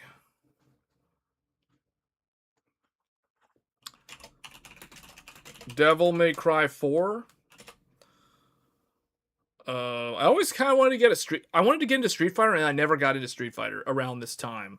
Because Street Fighter 4 was also good. I never played Killzone. I only had the Resistance, the free downloadable demo. Oh, MotorStorm. MotorStorm Pacific Rift came with my PlayStation 3D display.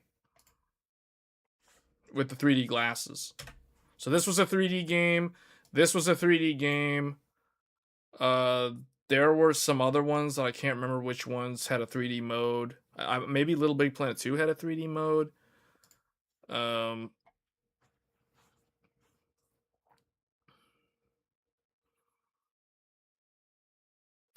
There's some other games I'm forgetting.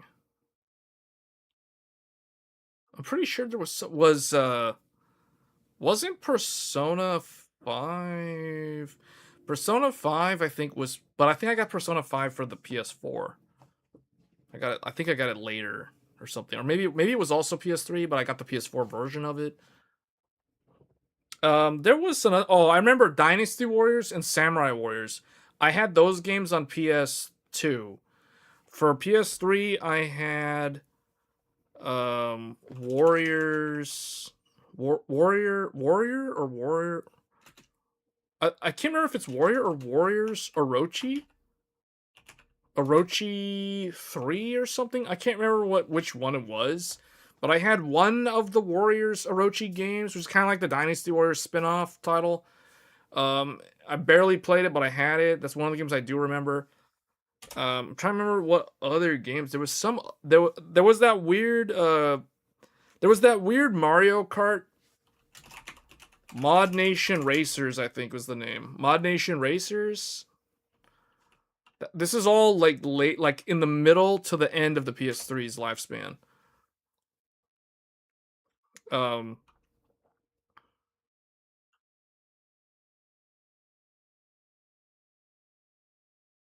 can't remember. I know I had other games. I just can't remember. These are like the ones that I remember though. Like White Knight Chronicles was basically like a newer Final Fantasy 12 with multiplayer.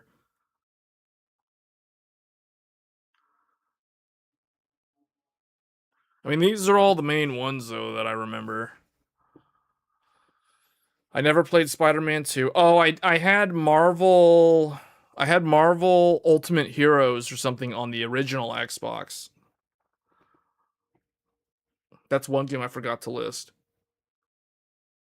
But yeah, these are the games that I had around PS3 era. And I know there's ones that I can't remember right now.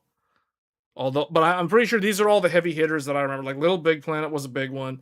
Tekken Tag 2, even Tekken 5 DR, I like that a lot. Ninja Gaiden 2 Sigma. I played a ton of that. I played a whole bunch of all the Final Fantasy 13 games. Like so these okay, these are the games that I platinumed. I platinumed Tekken Tag Tournament 2. I platinumed all of these. I platinumed Soul Calibur 4. If I no, that didn't have. This was one of the ones where I think they retroactively added trophies because they didn't have trophies when this game came out. I platinum Tekken 6. This one had no trophies. Um, I know I platinumed these two. I don't know if I platinumed Dark Souls 2. I can't remember. I think my PlayStation 3 died while I was trying to platinum Dark Souls 2, and I can't remember if I synced the trophies or not or whatever. I can't remember the status on Dark Souls 2.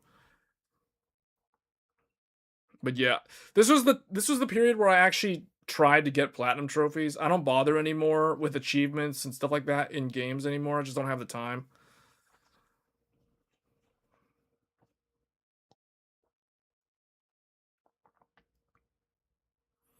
Yeah, I still have all the discs and I still have the consoles. We've shown this on a stream back in January. Oh, Heavy Rain, man. You just reminded me. Heavy Rain. Yeah. Heavy Rain. Heavy Rain, the adventure game. Oh, that reminds me. Dreamfall, The Longest Journey.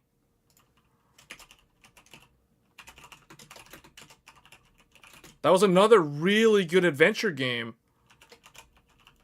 Dreamfall, The Longest Journey. Speaking of Journey, 2012's Game of the Year. Journey on PS3. So Dreamfall, The Longest Journey. There was another one. There was like a Marvel Ultimate Heroes. That 4-player multiplayer co-op game on original Xbox, even though it was on 360. I think it was on PS3 and maybe PS2, but I had the Xbox original version. Because you have to remember, I didn't get a PS3 until like 2008, like in the middle of 2008. So I was heavily using the original Xbox throughout the early years of the Xbox 360 and the PlayStation 3. It was during that time that my Xbox collection like grew to what it is. So, cuz the PS3, I mean the PS2, like I had all those games at that, like those games I collected like over this span of time was PS2, and then Xbox original was like this span of time, and then PS3 basically it was like this period of time for me. So PS3, I definitely have more. I got more PS3 games than Xbox and PS2. That's because you look at it, it's like PS3 spans a longer period of time compared to those others for me. So yeah, someone mentioned I never play. I played the demo for Infamous 1 and I was not really that into that franchise. Same thing with Killzone. I never had a launch PS3, so I never got it at launch, so I didn't play Heavenly Sword or the launch titles. Last of Us, I never played Last of Us on PS3. I did get Last of Us, the remastered version on PS4 as a included bundle title. Oh yes, Star Ocean. Oh yeah, there we go. That was one that I was forgetting, man. I couldn't remember. I was like, I know I have like RPGs on PS2. Star Ocean Till the End of Time on the PS2. And I know it came out on 360 as an exclusive for like a year, but it did come out in 2010 for the PS3 as the international version, and that was Star Ocean. Star Ocean. What was it called? Star Ocean is not Till the End of Time, and it's not Integrity and Faithlessness. It was Star Ocean Edge Maverick. I can't remember the name of the game, so I'm going to call it Star Ocean Edge Maverick because that was the name of the Infinite Undiscovery was a game on Xbox 360. That was an Xbox 360 exclusive.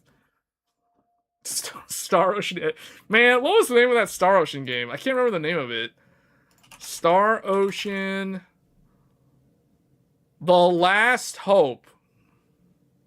It was The Last Hope. There it is. The Last Hope. Not Edge Maverick. The Last Hope.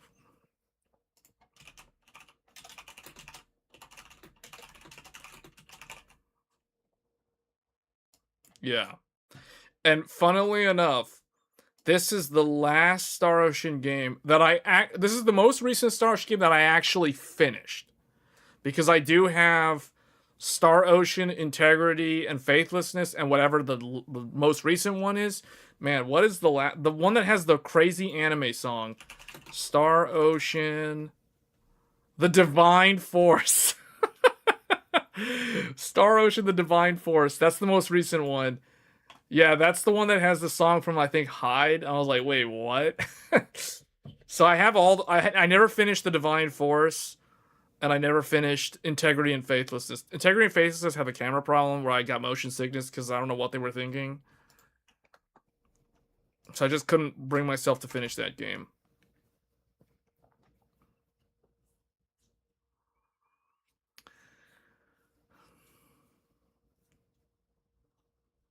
Star Ocean The Last Hope and Star Ocean Till the End of Time.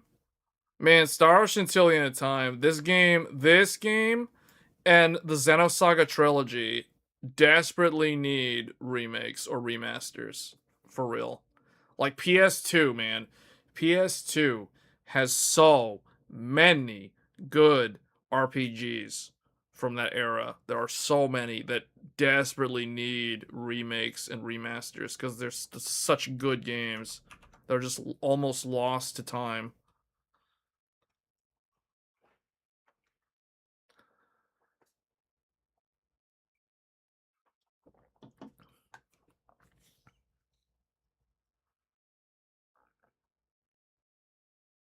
Star Ocean Second Story got the remake. Oh yeah, the HD 2D remake, right?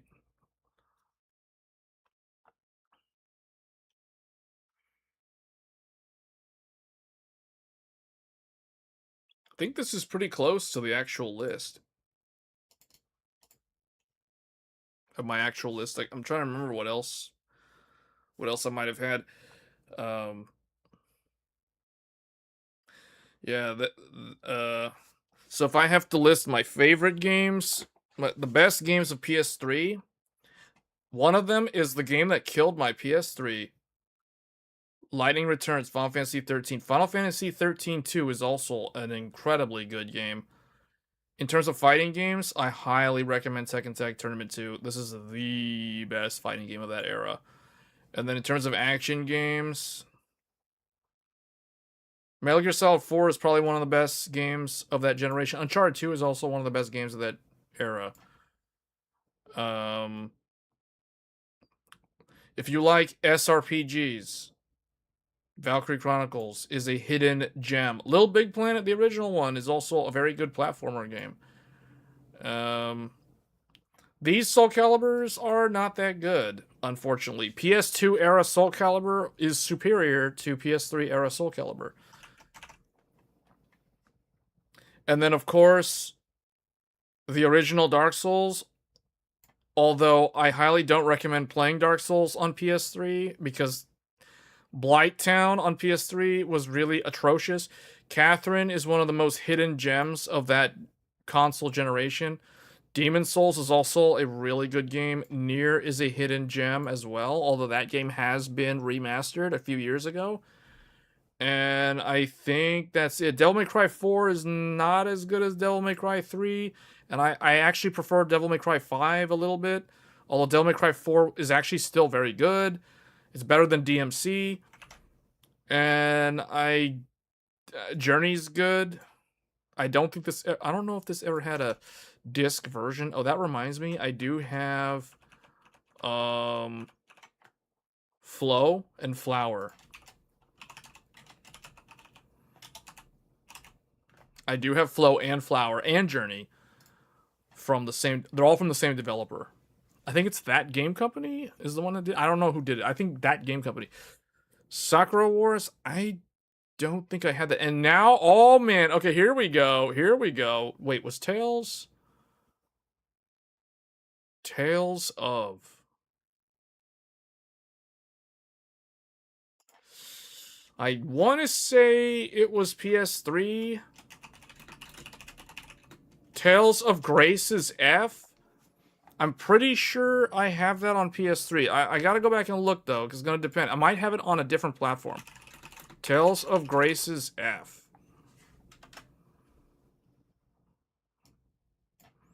Because I have Tales of Grace's F on the yes, I have Tales of Grace's F on PlayStation 3. This was the first Tales of game that I ever played. Now, I did play a little bit of Tales of Symphonia on my friend's GameCube back in the day, but I never actually played that much of that game. So, and my only memories of that game was playing it like multiplayer, because you know how you could play those games with like local co-op, which was fascinating that they allowed you to do that on these old games. So yeah, you could play as player 2, kind of like Mario and Luigi in the Mario games. It was kind of like that. So Tales of Grace's F on PS3. Yeah, man, I knew there was more that I'm forgetting. First Star Ocean and now Tales of Grace's F. And then did I play? I played no Tales games on PS2, so only Tales of Grace's F. Oh no, that's not true, man. Now I'm remembering. Tales of Exilia. Is it Exilia? Is it one? Is it Exilia? How do you spell it? Now I'm remembering. Oh, because now we're starting to get into the Twitch era. Yeah, because I remember live streaming Tales of Exilia on Twitch. This was back in the day, man. This is the days of streaming on Twitch. I haven't done this in so long. Wow, that was like the end of PS3. Tales of Exilia on PS3 and Tales of Exilia 2. Although I preferred Tales of Exilia 1 because I didn't really like the whole silent protagonist system in the sequel. So yeah, I did okay. Yeah, actually, I have more Tales of games on PS3 than on any other platform. So wow, okay.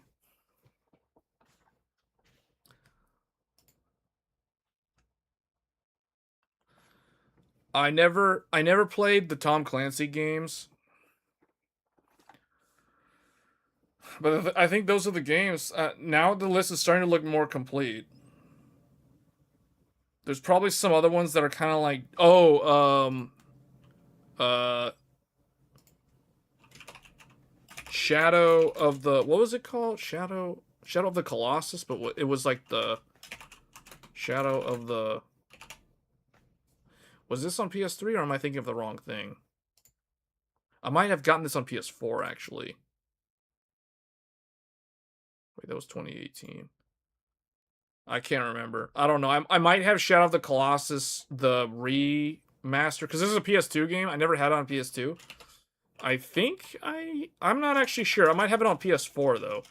I forget which platform I actually have Shadow of the Colossus on. Oh, Need for Speed Shift.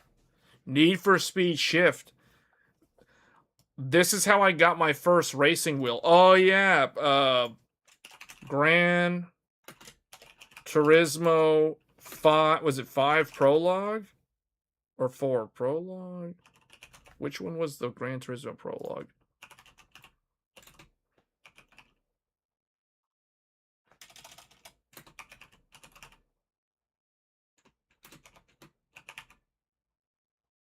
Was it 4 Prologue?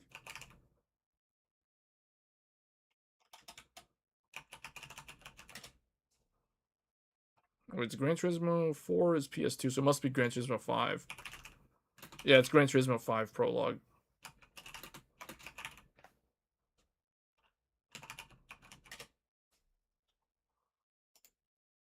It had to have been Gran Turismo 5 Prologue. I never had. It's funny because I never had Gran Turismo 5. I had Gran Turismo 5 Prologue, but never Gran Turismo 5. This and Need for Speed Shift were the games that I used my Logitech Driving Force GT wheel. But yeah, I think that's pretty. That looks like most of what I remember. There's probably some other ones that I'm forgetting, but this is probably the majority of my PS3 collection. There's some Blaze Blue games. Um, I forgot how to spell it. Is the E supposed to be in it?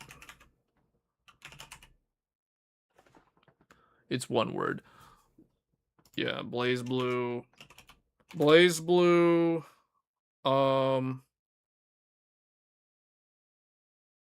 Continuum.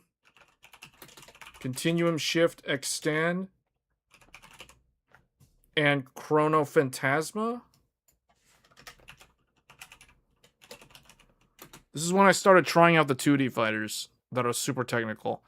Blaze Blue, Chrono, Phantasma. Phantasma? I think that's how you spell it. Oh, that reminds me. Xbox Original, I just remembered. In addition to Capcom vs. SNK 2, I've got one of the Guilty Gear.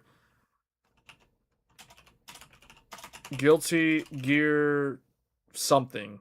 It's like Guilty Gear.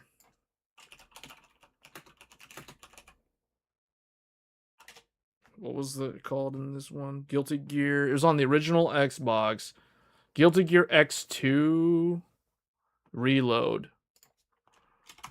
X2 Reload on Xbox Original. Dragon Age Origins. No, I never played Dragon Age. Yeah, these were the games, man. These were the games. Man, I'm surprised. I actually have a lot of Xbox original games. Looking at it like this, I realize now, man, I had a lot of Xbox games, like OG Xbox. But nothing compared to PS3. There's still some other PS3 ones that I'm pretty sure I'm forgetting. Like, okay, Blaze Blue. Was there other ones? Like Guilty Gear was PS, or it was like Xbox. The Tekken games, the Soul Calibur games, the Final Fantasy games. Oh yeah. I mean, there was other stuff too, like Final Fantasy 10 slash 10-2 HD remaster. It was like remastered on PS3, I think, or maybe PS4. I ended up getting it, I think, on all of them, including PC. Uh, at some point it came to PC. I can't remember when, but I don't know. Like I know I have a PS3 disc for both of these games on the same Blu-ray. That's I know that for a fact, and I also have the exact same thing for PS4. So, because I wanted to do a comparison of like how much better is the PS4 version of the remaster of a PS2 game compared to PS3's version of that same game. So yeah, I think the only difference is the PS4 supported higher resolution, like 1080p resolution, and it had better anti-aliasing. But other than that, they basically were the same. Yeah, I think that's it. There's probably some other ones, some other like remastered games, but this is the vast majority of it. But yeah, man, PS3. This was when I was the most active in like keeping a collection of games and stuff. Because now, when I think of PS4, man, my PS4 collection compared to this is like super not impressive. And when I think of PS5 and current generation gaming, like Steam is probably just a bunch of like remasters of old games, to be honest. Like, I mean, the new games that you guys see me stream on the weekend streams, those are my Steam games typically. So so if we yeah, I'm looking at the games that I got this year. Crimson Desert, Fatal Frame 2, Crimson Butterfly remake. Well, that's a remake of a PS2 game. Forza Horizon 6, The Legend of Heroes Trails Beyond the Horizon, Pragmata, Resident Evil Requiem. See, these are like the new games. Ni no Kuni, I never played that. I know people that did play it, but I never had that game.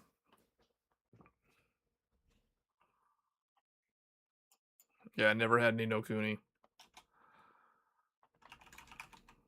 Is that Studio Ghibli?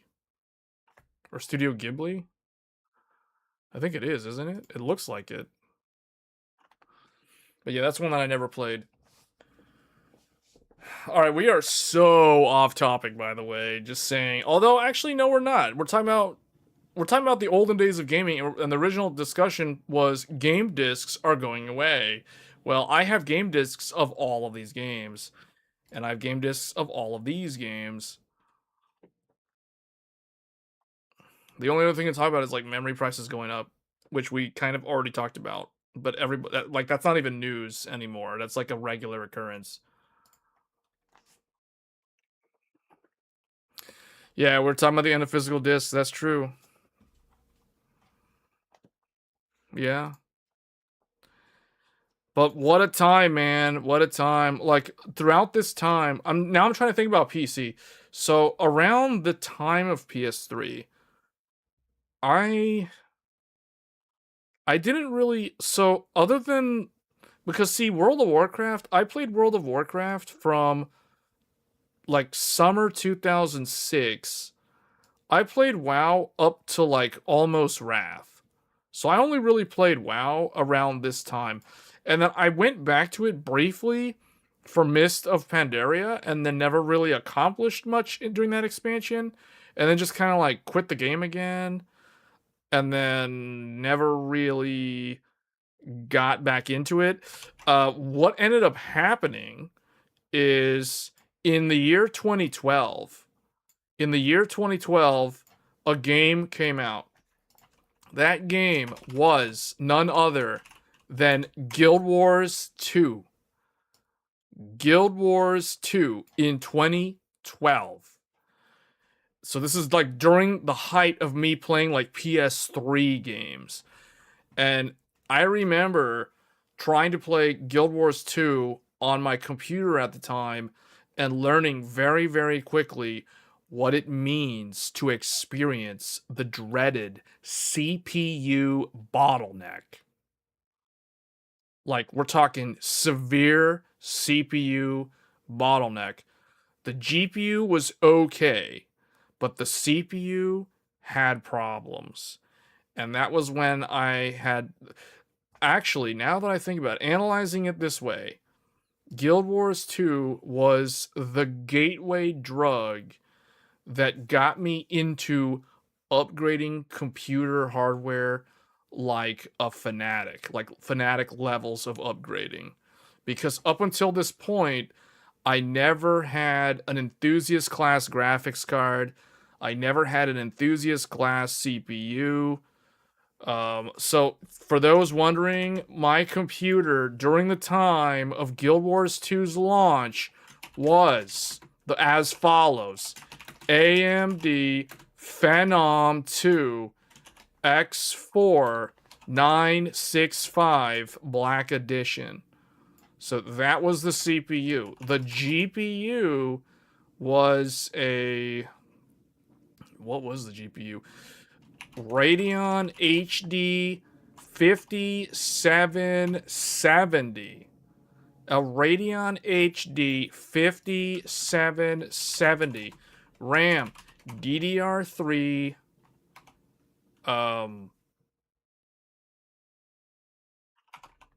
1333. 1333 DDR3, and was this 8 gigabytes of DDR3 1333. This is the computer that made me learn what a CPU bottleneck looks like when trying to play Guild Wars 2 in World vs. World or any kind of PvP. And boy, was it bad. We're talking like 15 to 25 FPS, and anywhere from like 10 to 20 FPS in World vs. World, 15 to 30 FPS in GVG, and in regular PvP, we're talking like, with randoms, we're talking like, I don't know, anywhere from, it'll drop as low as like 15 FPS and go as high as like 45 FPS with this system back in the day. So yeah, the struggle was real, man. The struggle was real.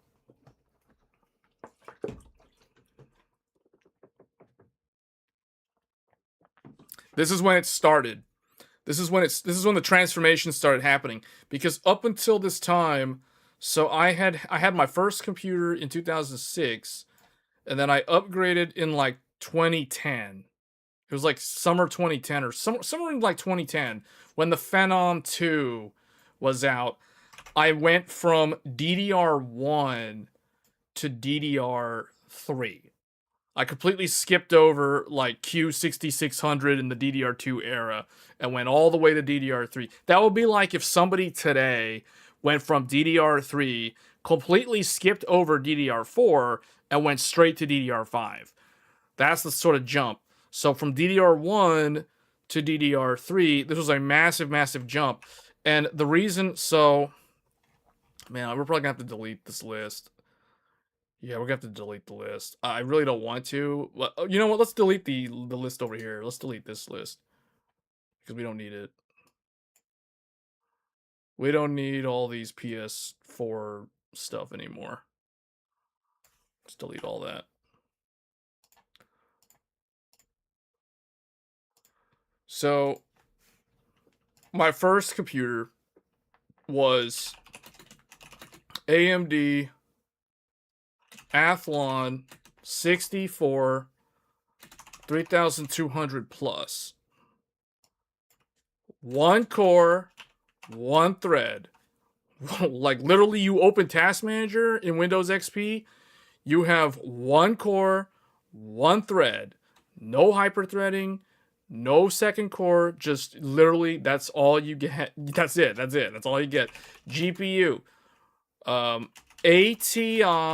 Radeon X850 XT, and the RAM was 512 megabytes of DDR1 at what even was the speed? Like 800 or something? Is that even no 400 or so? I don't even remember what the RAM speed was. The RAM is so old I can't remember what the speed is. Someone's gonna have to help me remember what the speed is. But it was like this is like 2x 256 megabytes. 2 sticks for dual channel. This is my very first computer, by the way. That was it. And I was so proud of it because it had a SATA. It had a SATA 2 hard drive. Not a IDE hard drive. And I was so proud of it because the graphics card was PCIe Gen 1. Not AGP, not PCI, PCI Express. PCIe Gen 1. And this was a, what was the 300 GB, 300 gig SATA 2 hard drive. That was my very first computer. Very, very first computer. Motherboard was EVGA Enforce from nvidia chipset for AMD Athlon. Enforce for something supporting SLI capabilities. And I don't know if it supported AMD Crossfire, but whatever. And it wasn't even AMD, ATI Crossfire. So anyway, that was my first computer. That was 2006.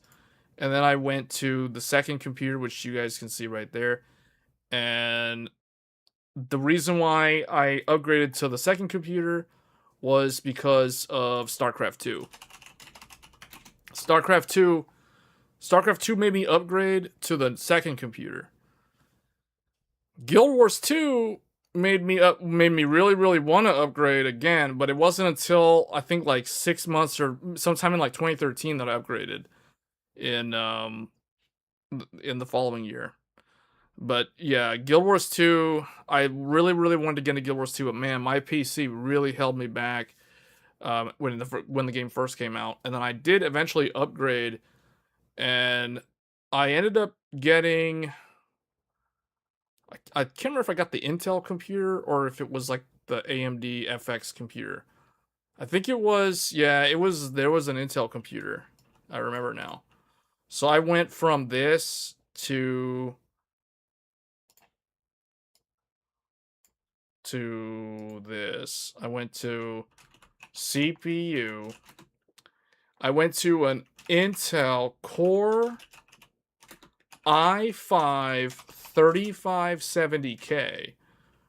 And the GPU was a Radeon HD 7870, I think. And the RAM stayed the same. I think the RAM stayed the same. I did get new RAM at some point, but I don't think I got it immediately. And then the motherboard changed. The motherboard was a Z77 Asus something. Some Asus motherboard. You know, so I did get this computer. I changed 3 parts. I kept the RAM, and all of a sudden Guild Wars 2 played a lot better. Like Guild Wars 2 played a lot better. And then Final Fantasy 14, A Realm Reborn came out the following year in 2013. Final Fantasy 14, A Realm Reborn. And from that point on, that started the end of the consoles for me. It started with this, because I was still heavily playing console games through Guild Wars 2. Mainly because my PC was holding me back. Then I upgraded to that Intel computer, and then all of a sudden I could play Guild Wars 2 just fine. Like all of a sudden the city was not a slideshow anymore. And then I lost interest in Guild Wars 2, like I think a couple of it was probably like a good 8 months prior to A Realm Reborn, but then I started participating in the beta test for A Realm Reborn, and then kind of never looked back. I kind of went to Final Fantasy 14, and at that point, I saw no reason to go back to World of Warcraft because I thought about going back to WoW and never ended up doing it. I did one time for Mist of Pandaria, and it was like very short lived. I think I played for like 2 weeks and then quit. And then because I was so confused, like I was thinking, like, man, they changed so many things in WoW that it's like it's still the same game fundamentally, but it just felt so different that I just kind of like lost interest in it almost immediately. And a lot of people were telling me, "Oh, blame Cataclysm because Cataclysm changed the maps and everything, and they introduced like a lot of like easy mode, casual stuff." And I was like, "Yeah, it doesn't really feel like how I remember WoW." So I kind of like quit, went to Guild Wars 2, played Guild Wars 2, lost interest in Guild Wars 2. My biggest gripe with Guild Wars 2 was that the game lost the job, like the class identity that the first game had. So what I mean by that is in Guild Wars 1, if you were playing as a healer, you were the healer. If you were playing as a tank, you were the tank. And if you were the DPS, your job was to do a bunch of damage. In Guild Wars 2, at least when Guild Wars 2 was brand new, everyone playing the game kind of felt like their classes were very multi-purpose, and your move set came from your weapon type, and it felt original in that regard, but it got really, I don't know, to me it lacked. I At that point in time I realized, I actually prefer the dedicated roles that the older game, the first Guild Wars, had. So fast forward in the following year when A Realm Reborn came out, and A Realm Reborn, if those of you that have played Final Fantasy XIV, you know that it is very, very much the traditional job or class-based system where if you're the main tank, you're the main tank, and you know what you're supposed to do to keep your group alive. And if you're the healer, you're the healer, and you need to keep everyone alive. And then if you're the DPS, you do all the damage. So it felt like it was a return to that kind of gameplay, where Guild Wars 2 felt so mishmash. Everyone just do your thing, self-sustain, self-heal if you have to, dodge mechanics, do the thing. And I was thinking, man, Guild Wars 2 just kind of lacks the essence the gratification that you get from fulfilling a specific role in your group. So when I played Guild Wars 2, I started as kind of the Dex, like assassin style class, and then I switched to a caster in Guild Wars 2, and I felt like, man, this is weird because you don't really need a dedicated healer because you've got your self heals. Everyone has like their self sustain abilities, but at the same time, it felt really strange when I switched to that style. I just didn't really like it. I preferred first Guild Wars. Guild Wars 1, in my opinion, is still better than Guild Wars 2. Now, I haven't played Guild Wars 2 in a very long time, so I don't know how much it has changed from the expansions throughout the years. But I played it at launch, and I liked it for like the first month, and then I kind of like quickly lost interest in it, either due to a lack of end game content, which all new MMOs kind of suffer from when they're brand new. Because Final Fantasy 14 had the exact same problem. Once you hit like level 50, which was max level in A Realm Reborn, you were waiting around for Binding Coil, and there wasn't really a whole lot of raid stuff to do. So it was kind of like, the Binding Coil came out like later, but it was like, yeah, there's not a lot of stuff to do. I mean, there was those 2 dungeons. What was it, Amdapor Keep, or the Lost City of Amdapor, and whatever the other one was. And it was like, yeah, there's like not a lot of stuff to do here. But Guild Wars 2, I lost interest in it way faster as I approach endgame compared to Final Fantasy. Final Fantasy, it was the lack of things to do that made me lose interest in it. But I kept coming back to Final Fantasy. That was the difference, because I did feel like the dedicated role is more it feels like it's more fulfilling when you play the game versus Guild Wars 2, which it just felt like hodgepodge random. You know what I'm saying? Like it's hard to explain it if to someone who has never actually experienced it. What role did you tend to play? In WoW, I always played as a caster. So in WoW, so in vanilla WoW, I played as a mage, and the reason why I played as a mage is because I ain't got time to be riding for 10 minutes, but you know what I'm saying? Like I need my teleports in vanilla WoW. And I had the ability to open the portals. You know, once you hit level 40, you start getting the portals. So the fast traveling with the mage being able to teleport around was just, oh my goodness. Like back then, so I played mage, and then my alt was priest. So I did actually have a third role. So on horde I was a Tauren druid. On alliance I played mage and eventually priest, because when I was a druid on the horde, the cool thing about druid was you could literally fulfill multiple different roles. So it's like you could be the tank if you had to. Now, it wasn't early on in vanilla WoW, it was not ideal. You still wanted a warrior.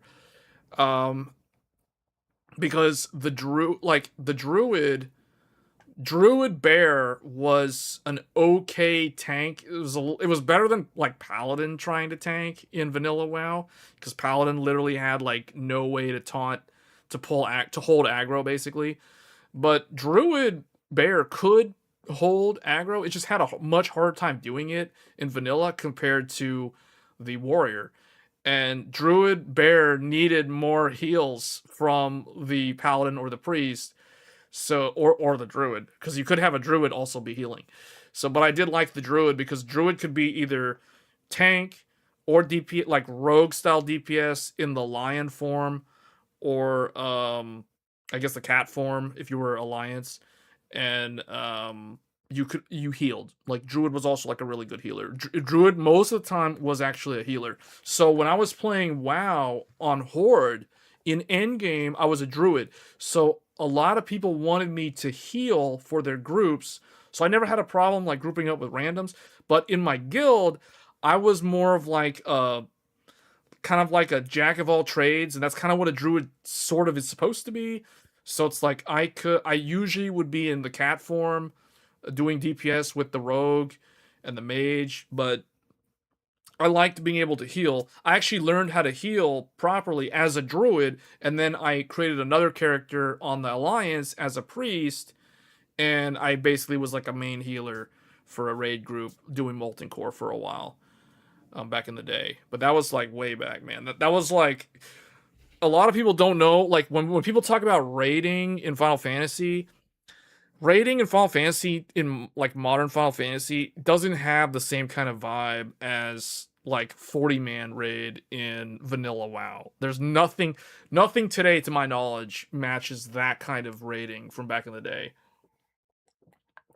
where everyone's on Ventrilo, because there was no Discord back then. So everyone's in the Ventrilo, and you wait for the raid leader to basically, they go over the strategy, and then you do your thing, and it's almost like a weird dance where to see it happen successfully, because there's this big group of people. You got 40 people. Keep in mind, it's 40 people having to coordinate how to down this boss for the loot, which is like, the mechanics, when you think about it, are not as hard. They're nothing like how Savage in Final Fantasy is in terms of difficulty, but because they can't be that hard, because you're having to like manage 40 people compared to like 8 people. That is asking a lot for 40 people to coordinate, and the raid took a long time. There was a lot of trash mobs. There was a lot of waiting around, not doing much, because they were trying to like wait for a patrol, and then we're deciding like, do we want to clear this wave or get it on the next one if we can't down. Yeah, it's like, man, old school raiding in vanilla WoW was like an art form. To see the group do it successfully, it's like, it was kind of magical in a way that you can't really experience with modern MMOs. I don't know how raiding in WoW works today, but what I've heard is it's way more casual friendly. Although there's like Mythic Raid and stuff like that, which is more like Savage and Final Fantasy. I'm actually more familiar with Savage raiding in Final Fantasy than I am with Mythic because I haven't touched WoW in so long. So I may be a little bit like out of the loop on how raid mechanics in World of Warcraft work today in retail WoW.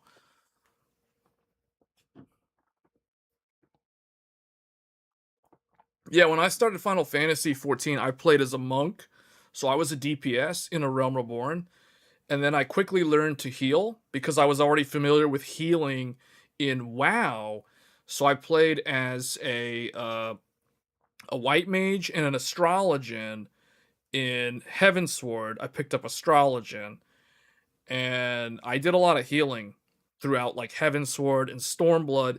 And then I learned to tank sometime around like Stormblood or Shadowbringers. And then now because I don't really do Savage rating anymore. I did Savage rating in like Alexander, like Heaven's Sword. I did Gordius. I did Midas. I never finished Alexander, like the final tier, when it was relevant. And then I did like a little bit of Stormblood. I didn't really do a lot of Omega though. Like I got up to Sigmascape, never cleared Kefka on Savage, and then just kind of like never really touched Savage rating. Like I never tried hardcore to do Savage rating in Final Fantasy after that. So never did Shadowbringers Savage, never did Endwalker or Dawn Trail Savage. None of that. I mean, I've done all the normal modes, but I've never done like Savage after Stormblood, after Sigmascape. That's as far as I got. Because the people that I used to play with, everyone just kind of dispersed around that time period. People had stuff going on in their lives. You know, like people just stopped really playing, so you couldn't really schedule with your stat. Like I basically lost my static. It just kind of like fell apart. Not for any specific reason, just other than the fact that people had too much other stuff going on in their lives. I myself around that time had a lot of other stuff going around as well, so I wasn't even able to really dedicate that much time to Stormblood to do actual like static raid night. So and that was like 2017. Like, looking at this time period, that was around like 2017, like summer 2017, late 2017. That was when all of that happened. But yeah, that was pretty much the end of my days of like end game rating in an MMO. Haven't really done it much since then. I've done EX trials though. Like I always do the EX trials when an expansion is brand new. So I did Titania EX. I did the current Dawntrail ones. I did Zaralja Extreme. I did Valley Garmanda Extreme. So I do those, but I just don't do Savage anymore. I just don't have time, and I do not do Savage with Party Finder. I refuse to do that. I ain't got time for that, you know. So, but I'll do EX because EX is definitely doable with randoms without too much trouble. But Savage, personally, to get enjoyment out of that, you got to play with people you know, with voice communication. It's just not worth bothering with Party Finder as far as I'm concerned. I tried it like one time. I tried to go back and do um what was it, Omega, the final tier in Stormblood, and I just could never get a competent group to do it. And I realized, yeah, this is just way too much time. I literally wasted 3 hours with a bunch of random people, and we accomplished little to nothing. We progged it a little bit, but then I'm like, yeah, I just ain't got time for this, man. I would much rather play like Monster Hunter World than that at the time. So this was like 2017, 2018 time period. Or like maybe it was early 20, it was actually early 2019 was when I did all of that. Like I tried to get back into Savage rating with randoms in 2019. Did not go so well, and I realized, yeah, I don't hats off to whoever has the patience for all of this, but I ain't got time for this. So I wouldn't mind doing it with a good group though. After watching the 40 people raid in Log Horizon and the Molten Core was Summoner type. Oh, you see? Oh, the main, the MC was so much. I thought Molten Core. When I saw MC, I'm like, man, Molten Core. You started playing 14 as a summoner because you thought the Party Finder Savage is insane. Well, okay. The thing is, the people who play on the I don't know about Oceania. I know the Japanese server. If you play with Japanese people, they actually use Duty Finder, which is really really strange. I know they use Duty Finder for EX. I don't remember if they do Duty Finder for Savage, but Party Finder Savage. You're saying Party Finder Savage is insane. Yeah, dude, I can't do that. I tried to do that in 2019 and realized, yeah, this is not for me. It's like I know it can be done. It can definitely be done. I know I have a friend that does actually clear Savage through Party Finder or used to. I don't think he's played since like Endwalker, but yeah, I can't do that. I don't have patience for that.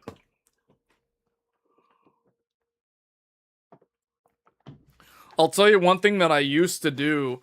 I used to host Party Finder for clearing EX because I want like the Gwibbers. The last like hardcore thing I tried to do was man, what were all the ones you had to do? You had to do uh Titania, Innocence, um Ruby, Ruby, Hades, or no, Innocence, Hades. Is it Hades? Is this one? Yeah, Hades, Ruby, um, Seed of Sacrifice. Everyone called it Seed of Sacrifice. Basically, Warrior of Light or Warrior of Darkness. Seed of Sacrifice, Emerald, and Diamond. My favorite EX. To this day, it is still my favorite. Diamond. I would host Party Finder for all of these because I was determined to get the mounts from these. These are, for those that don't know what this is the list of EX trials that you must clear, that you have to farm if you want all the Gwibber mounts, the little dragon mounts. And if you get all of them, you get the ultimate Gundam mobile armor mecha style mount, one of the coolest mounts in the game. It is the touchstone mount of the Shadow Bringers expansion. And I felt so accomplished when I got that final mount. But nowadays, if I was gonna go back and do all this for the other expansions, I would basically like host Party Finder for Unsynced on Endwalker EX. You know, like let's go clear Zodiac Extreme as level 100s. You know, Unsynced, just clear it, spam it fast. Then do the same thing on Heidelin EX, and then go clear the whatever the next one was. I forget, but you know, like that's basically what I would do. Like if I was gonna go and do like end game content, that's basically the extent of what I would actually do. I actually hosted so many sessions that people got like a lot of people got to know me from joining me in the EX Party Finder because we were running these smooth, man. Diamond Weapon was the best one because Diamond Weapon. That's why Diamond Weapon became my favorite EX because it was basically the mechanic of him going across the screen. It made me think of the weird like Master Asia in G Gundam doing the you have to cross thing in Gundam Battle Assault 2 on the original PlayStation, which we didn't even list the PS1 games, but yeah. Um, yeah, man. That is PC gaming right there, but that's more like that's like late PS4, early PS5 era gaming is what I just described. Honestly, it's kind of because of Final Fantasy 14 that I don't have a lot of memories of the PS4. I just realized that. PS4, other than like Bloodborne and Final Fantasy Type 0 Remake and Final Fantasy 15 and a couple of other games that were on PS4 that I can't remember, like Devil May Cry 5 was technically PS4, but I got it on PC and I got it on PlayStation 5 when PlayStation 5 came out. So I don't really have a lot of a lot of fond memories of PS4. I feel like, to me personally, for me, the PS4 feels kind of like the lost era, the lost console generation, because I don't really remember it that well. Let's put it this way: I remember PS3 and PS2 way more vividly than I remember PS4. And I also remember PS5, not because it's more recent than PS4, but because PS5 actually was a better generation of games than PS4, at least in my opinion. It had better games. It was also significantly better than PS4. I remember when PS4 came out, PS4 didn't feel that much better than PS3, but PS5 felt a lot better than PS4, mainly because no more load times and you can finally output to 4K even though you're having to do a ton of upscaling. So, you know what I'm saying? So it's like it still beats PS4, man, and it's not as CPU bottlenecked as PS4 was.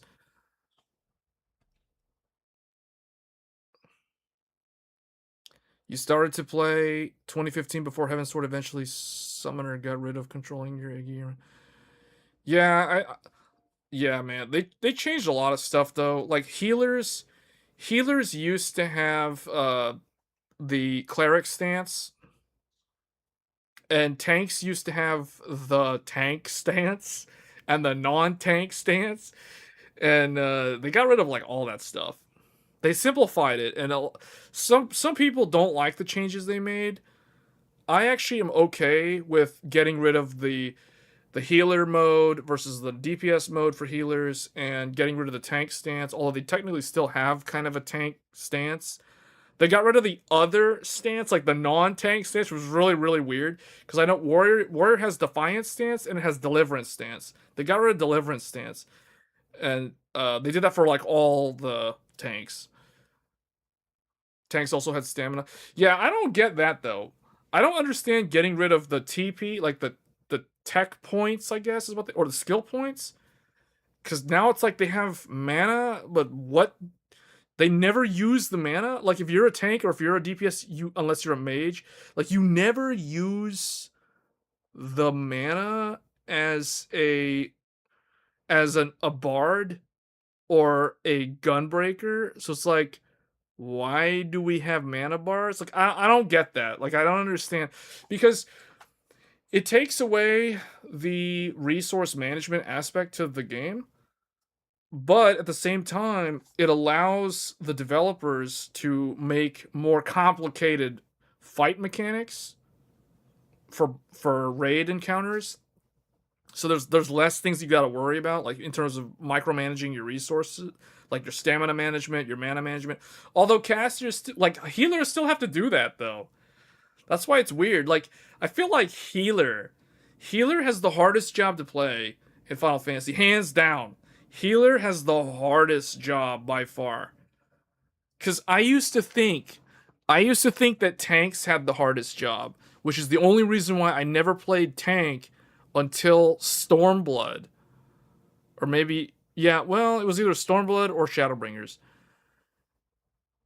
And then when I realized how easy tanks had it compared to healers, especially when you're doing content with randoms, I was like, man, I don't know if I can ever play healer again because of this. I think I'm just gonna like play. Plus, the fact was, like, if you're doing weeklies, Duty Finder, healer always has insta Q. That's the reason why I would always play as a healer for my weeklies with randoms. But and because as the healer, I knew I don't have to worry about the group wiping because I'll just because I knew what I was doing. But when I learned that, oh man, tanks is like it's like so brain dead easy. It was like so brain dead easy.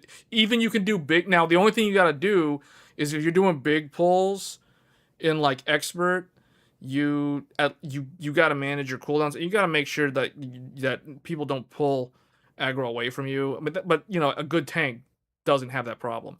So, yeah, when I realized like this is how you play tank, I was like, this is so brain dead easy, man. This is easier than DPS. This is easier than DPS. So it's like I personally don't play DPS anymore. I haven't played DPS in multiplayer content since probably Shadowbringers or Stormblood. Basically, all I do now is I play tank. Like I only play tank because I think it's so easy. It's so easy, and then if you're in like the 24-man raid and there's some other tank, like usually Group B has the tryhard tank. So then you're just kind of there, man. You're representing Group A or C or B or whatever, and it's like, okay, you just do the thing, just do the thing. It's like so easy, and even if I screw up, I'm not gonna die immediately because I'm a tank. So it's like I can take hits, I can mess up and get like 2, 3 vulnerability stacks, and I'm still not gonna wipe. So, like, dude, when I realized that, I was like, oh man, this is so broken. Like this, dude. Oh man, when I learned how easy it was to play tank, I can't see myself going back to playing the others, unless I feel like actually playing the game.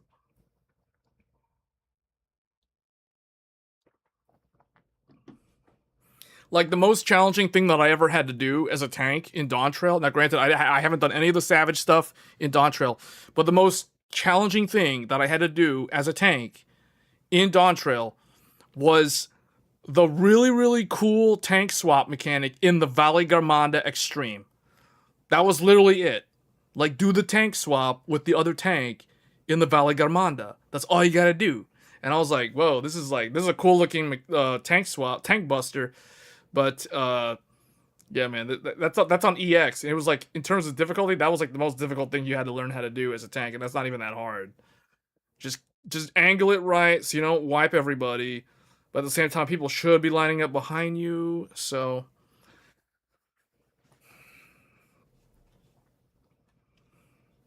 all right, well, games, the era of gaming is changing. Disc-based games are going away. Live service games are going to become the norm.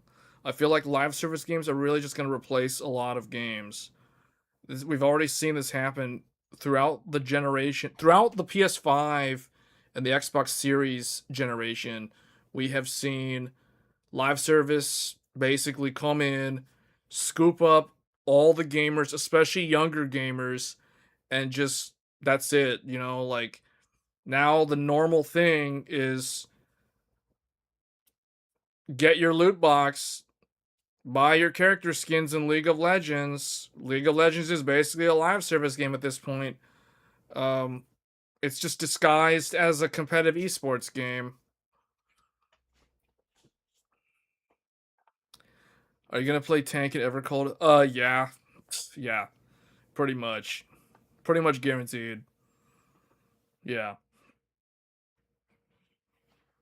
If I really want to try the others, here's my thing though. I always try to level 10 jobs every expansion. I try 10 jobs. 2 tanks, 2 healers, and 3 DPS. I always try 10 jobs per expansion. So I'm not just gonna play tank. But if we're talking like EX, I'm gonna be playing tank. If I dare to play Savage, I'm gonna be playing tank.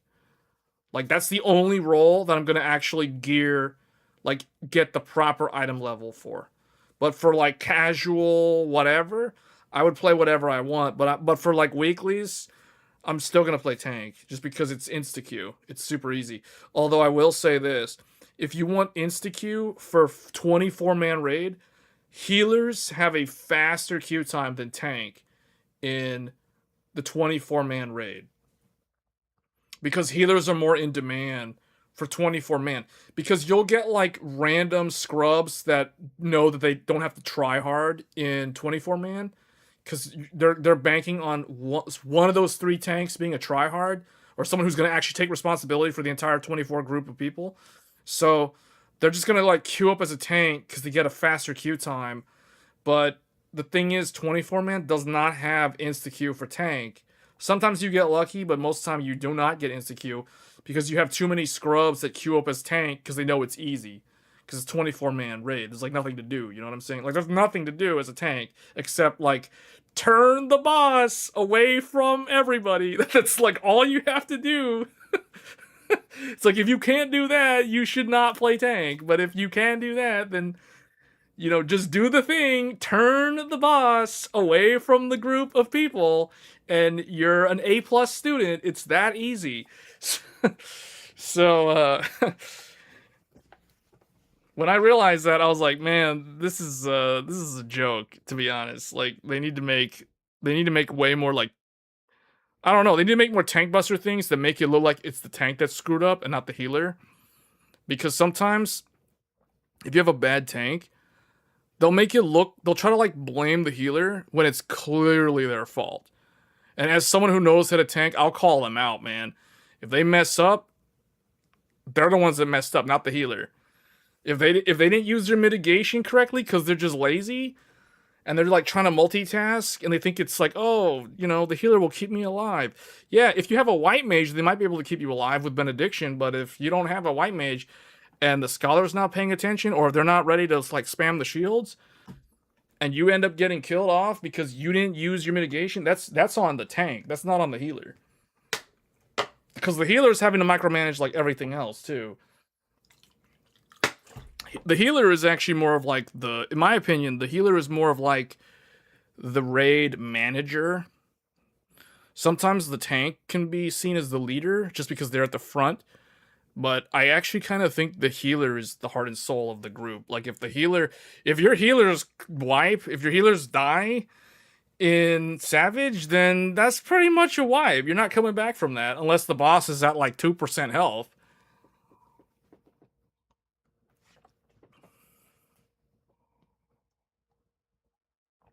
But if your tank dies, you have an alt, you have an OT, and they can recover, right? So it's not the end of the world if a tank dies.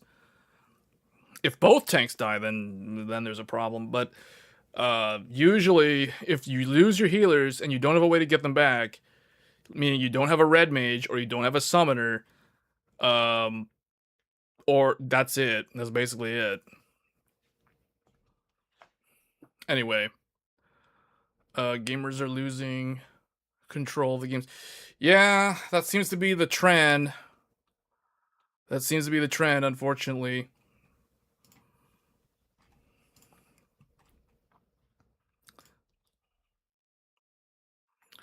Alright, so here's one thing about memory. Apple is swapping the faster TLC for slower QLC in the iPhone 18 Pro Duo's 1TB and 2TB models while charging sky-high prices.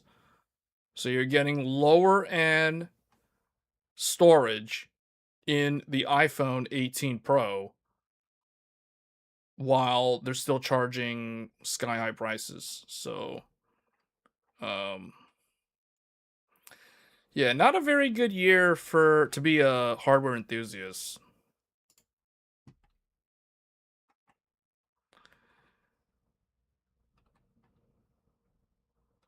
Just a lot of like, what is this? HBM, HBM shortages, yeah. NVIDIA slashes DeepSeek V4 token cost by up to 5x just 1 month. But see, who benefits from this? AI. AOC introduces gaming monitor. Samsung ready to tackle Intel and TSMC with its 1.4 nanometer process technology aiming mass production for 2029. 2029.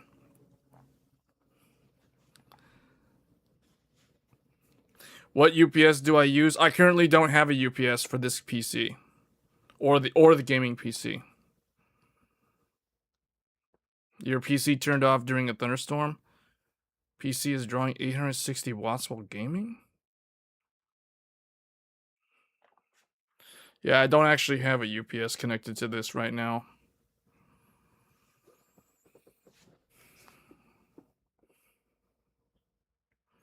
Yeah, no, I just have it connected into one of those rail surge protector style power plug things, and that's it.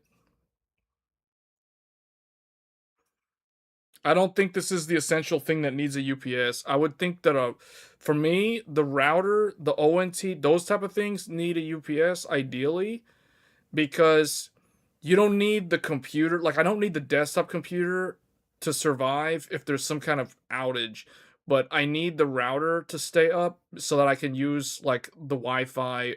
Using the phone can use Wi-Fi, or the laptop can use Wi-Fi.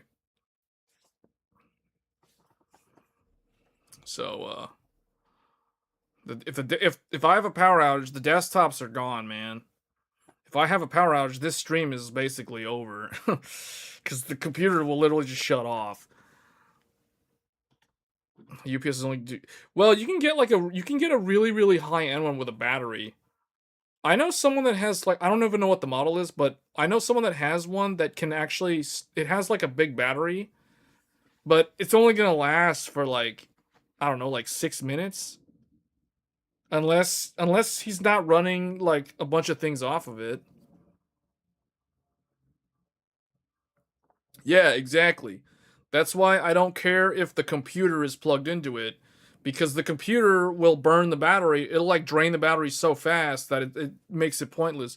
But yeah, the ONT, those things need to stay up, man. Those things need to stay up. I don't care if the computer can't, if there's an outage and the computer goes out, then whatever. But I need the router because I need the Wi-Fi to know what's going on. Like, if there's a tornado or a thunderstorm or a hailstorm or an earthquake, or some kind of natural disaster that causes an outage, like a power outage, then I need the battery back up to keep the internet running. But I don't care if the computer shuts off, because the computer just guzzles all the battery electricity anyway, so who cares?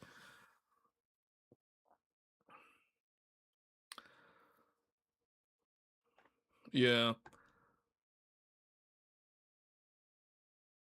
those rack mount ones are like 3,000 bucks.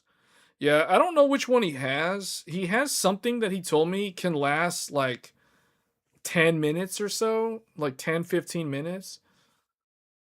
And he has the computer connected to it. And I'm like, why do you need the computer to be connected to it? That's like a waste. You're just going to drain the battery out in like half the time. Or like you'll lose 75% of the battery life just because of the computer.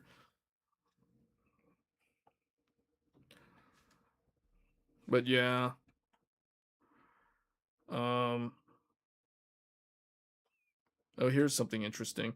Intel is expected to restart the supply. I don't know if 10th gen is actually coming back, but I can see these three come. Well, at least like Raptor and Alder Lake coming back to mainland China. I don't know why this needs to happen. The only reason why I can see this happening is because of DDR4, because these are all DDR4 based CPUs, although these also support DDR5. But because of DDR5 being kind of unobtainable right now, I can see them bring. I don't know about 10th gen. I don't know if I believe that, but these three, yeah. 13 and 14 are the same thing, so it's really 12 and 14. So definitely 10 and 13 are not coming back. This is not true at all. But 12 and 14 could definitely come back to mainland China because of DDR4. Because this is like, these are still good CPUs with DDR4. They do lose some of their capability, their performance, if you don't pair them up with DDR5, because they lose memory bandwidth. So you're basically kneecapping them. You're basically imposing a memory bottleneck on them by running them with DDR4. But in this day and age, with DDR5 priced at what it is, it's acceptable to run these with DDR4, just because desperate times lead to desperate measures. So that's totally fine, in my opinion. It says here, Intel's reported restart supplying of the last 4th-gen processors as motherboard vendors ramp up DDR. I was right. DDR4 platform production. So they are going with DDR4 motherboards. So that is actually the good thing about Intel's decision to make the Alder Lake and the Raptor Lake be backwards compatible with DDR4. Like, it has the capability of DDR4 memory controllers, which is really, really good. I mean, that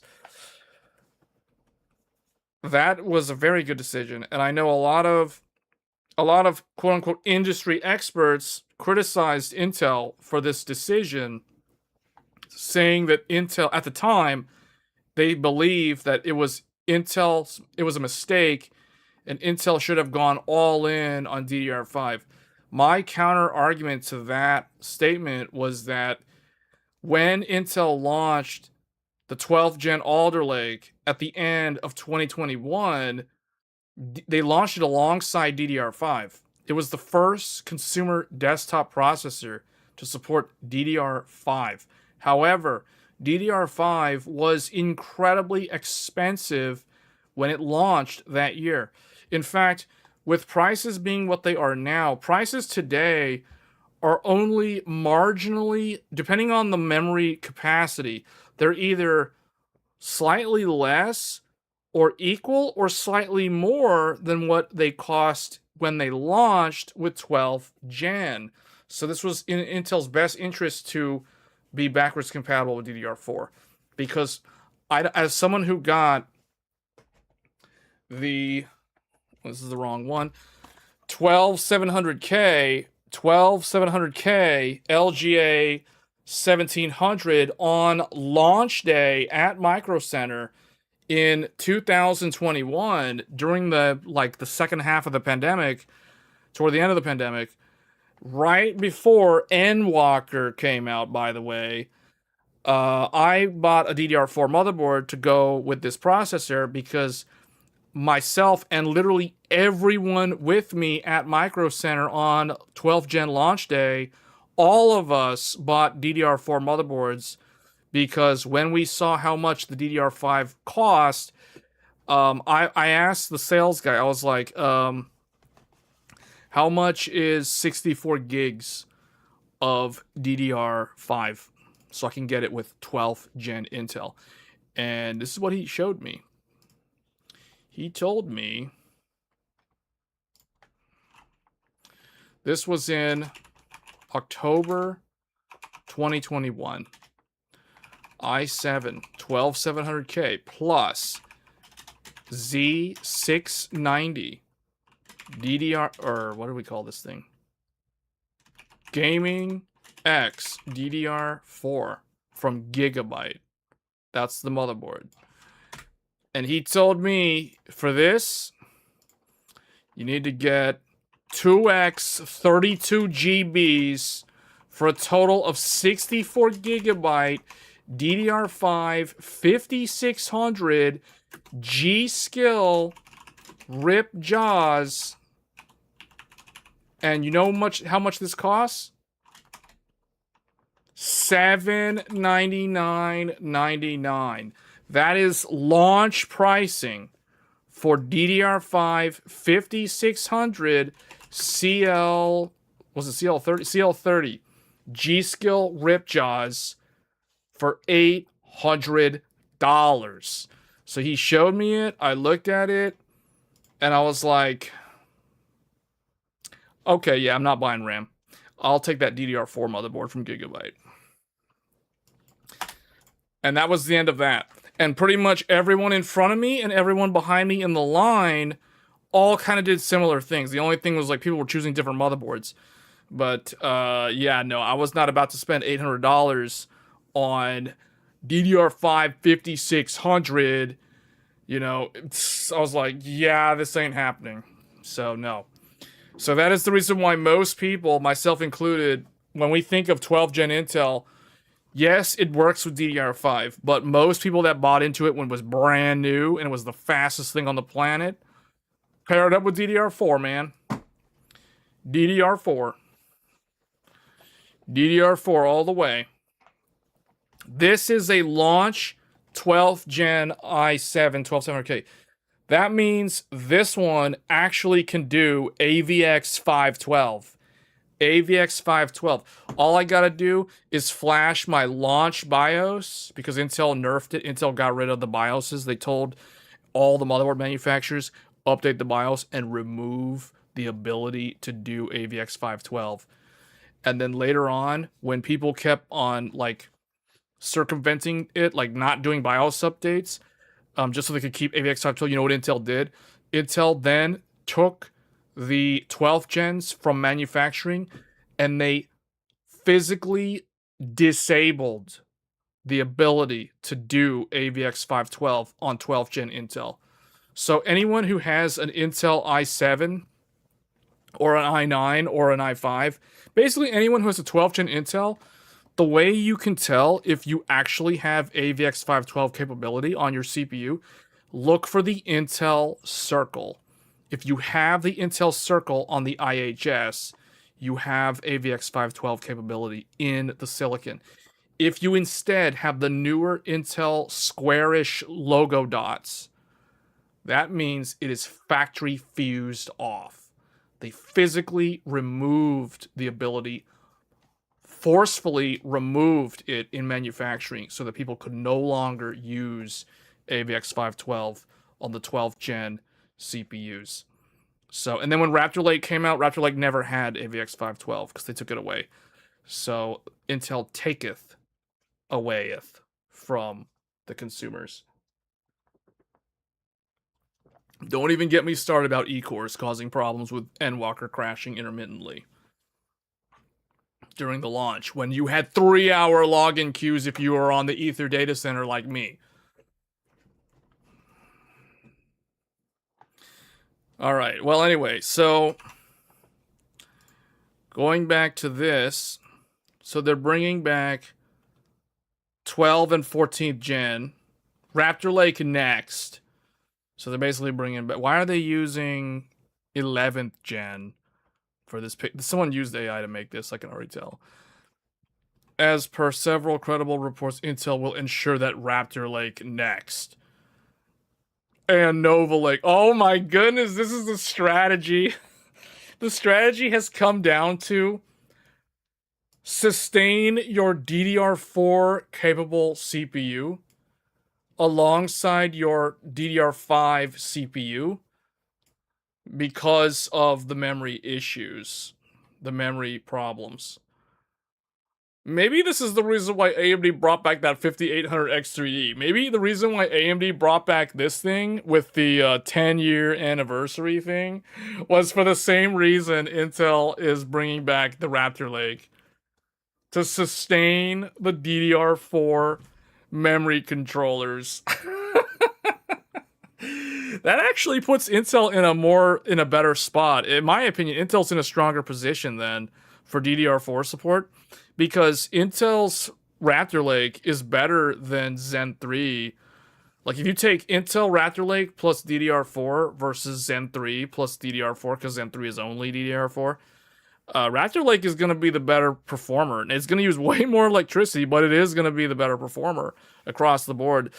In some games, the 5800X3 will probably be faster in like CPU games, but Raptor Lake is still pretty good with DDR4. So, yeah, man. If people are stuck on DDR4, it's going to be really weird.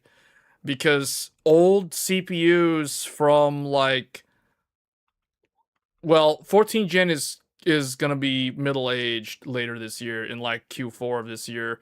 14 gen is turning 3 years old, so that's in computer world that's pretty old. It's not like super old or anything, but that's pretty that's getting up there. But man, Zen 3, like the Ryzen 5000 series is 2020, guys. This is the same age as PS5.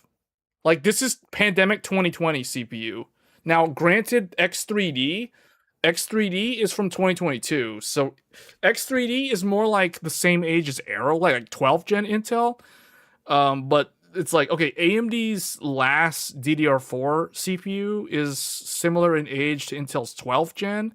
So that right there kind of tells you that Intel's going to be the better performer on DDR4 because of 14th gen. So really, really interesting stuff here that the but it says it's for the Chinese market though. It's for mainland China though. So, roughly a month ago, we reported some vendors are now restarting the production of the DDR4. This is to ensure that the market gets DDR4 motherboards. Yeah, this is kind of like the only reason why they're doing this is because there's no DDR5 for consumer. Because it's all going like DDR5. Here's the reality, guys. No one actually wants to manufacture traditional DDR5 for consumers right now. Where the DDR5 is actually going is to mobile in the form of LPDDR5 or LPDDR5X, or it's going to servers. It's going to data center servers that require registered DIMMs. That's where all the supply of DDR5 is actually going in the small constrained capacity that currently exists.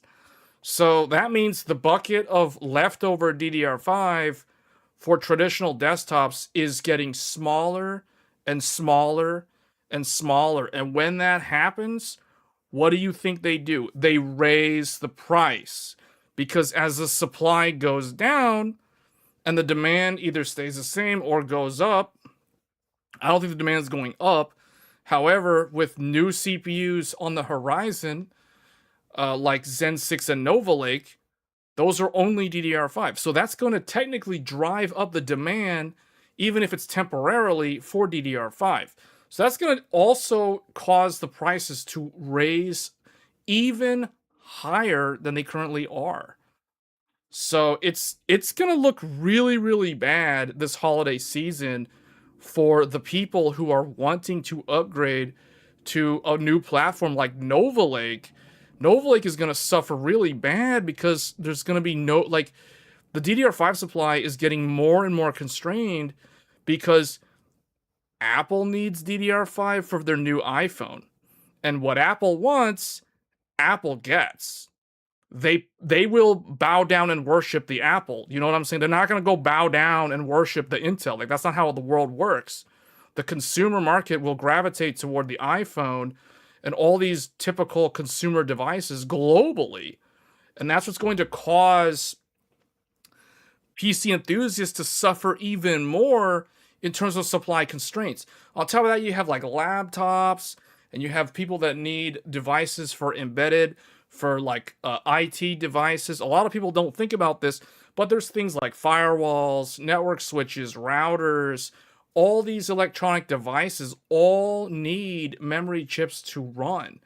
So, and those things are not going to go away. So obviously those things are going to get allocation. The consoles get allocation, although I think this will only really affect the next generation of consoles, not the current consoles. So it's just kind of bad all around. So it makes sense that they would do this. I don't know why it's only mainland China. Like that, I'm not so sure if that's true. Oh, well. It's specific only to mainland China. But that wouldn't... The only way this would make sense is if they know that the DDR4 supply is only going to be in China. And that kind of makes sense because, what is it, CMT or whoever those other memory manufacturers are that are based out of China, those guys are probably well versed in making DDR4 and not so much in the latest DDR5.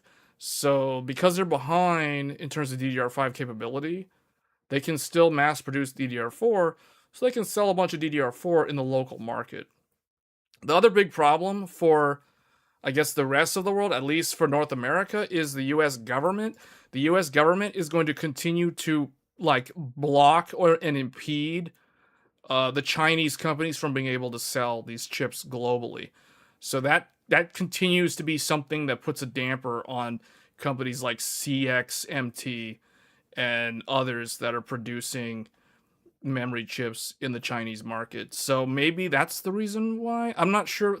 I know the US government owns a whole bunch of Intel right now, which is kind of ironic because a lot of people talk about how everyone's so quick to point out how Chinese companies are state owned by the Chinese government, but now Intel is technically also somewhat state owned because the US government took a majority stake in Intel.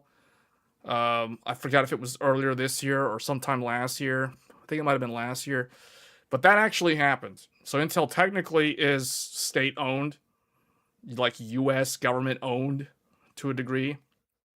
So that might be another thing. So it's like, you can't sell this in the US, but you can sell it in China, because Chinese manufacturers can't sell their RAM in America, or so, like probably some kind of weird stuff like that that's going on.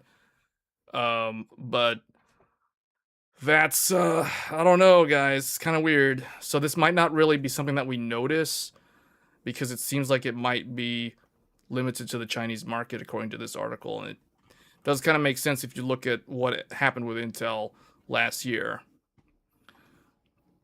with it becoming state owned. US government got 10%, but it was diluted. Yeah.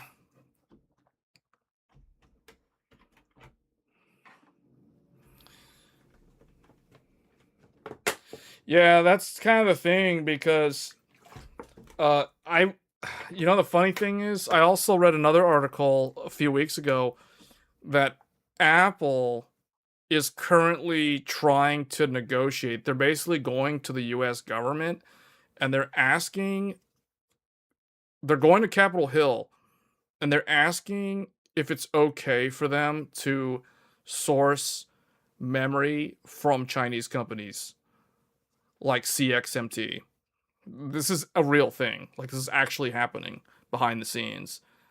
And what Apple wants, Apple gets. So we'll see.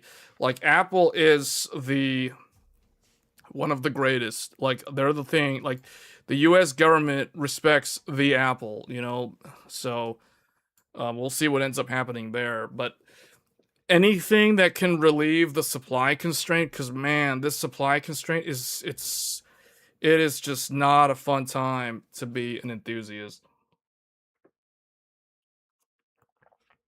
So yeah, it's gonna be really tough. And I heard like next year's not gonna be any better. Next year might even be worse. So hence all the rumors about the console, but I don't believe. Like, here's one about Sony. Sony Disso's future also implies it was okay. Yeah, I still say the PlayStation 6 is gonna launch in November of next year. So I still stand by that. So I declared multiple times now that PlayStation 6 is launching in November of 2027. And I don't see a reason for them to delay. There's no reason to delay.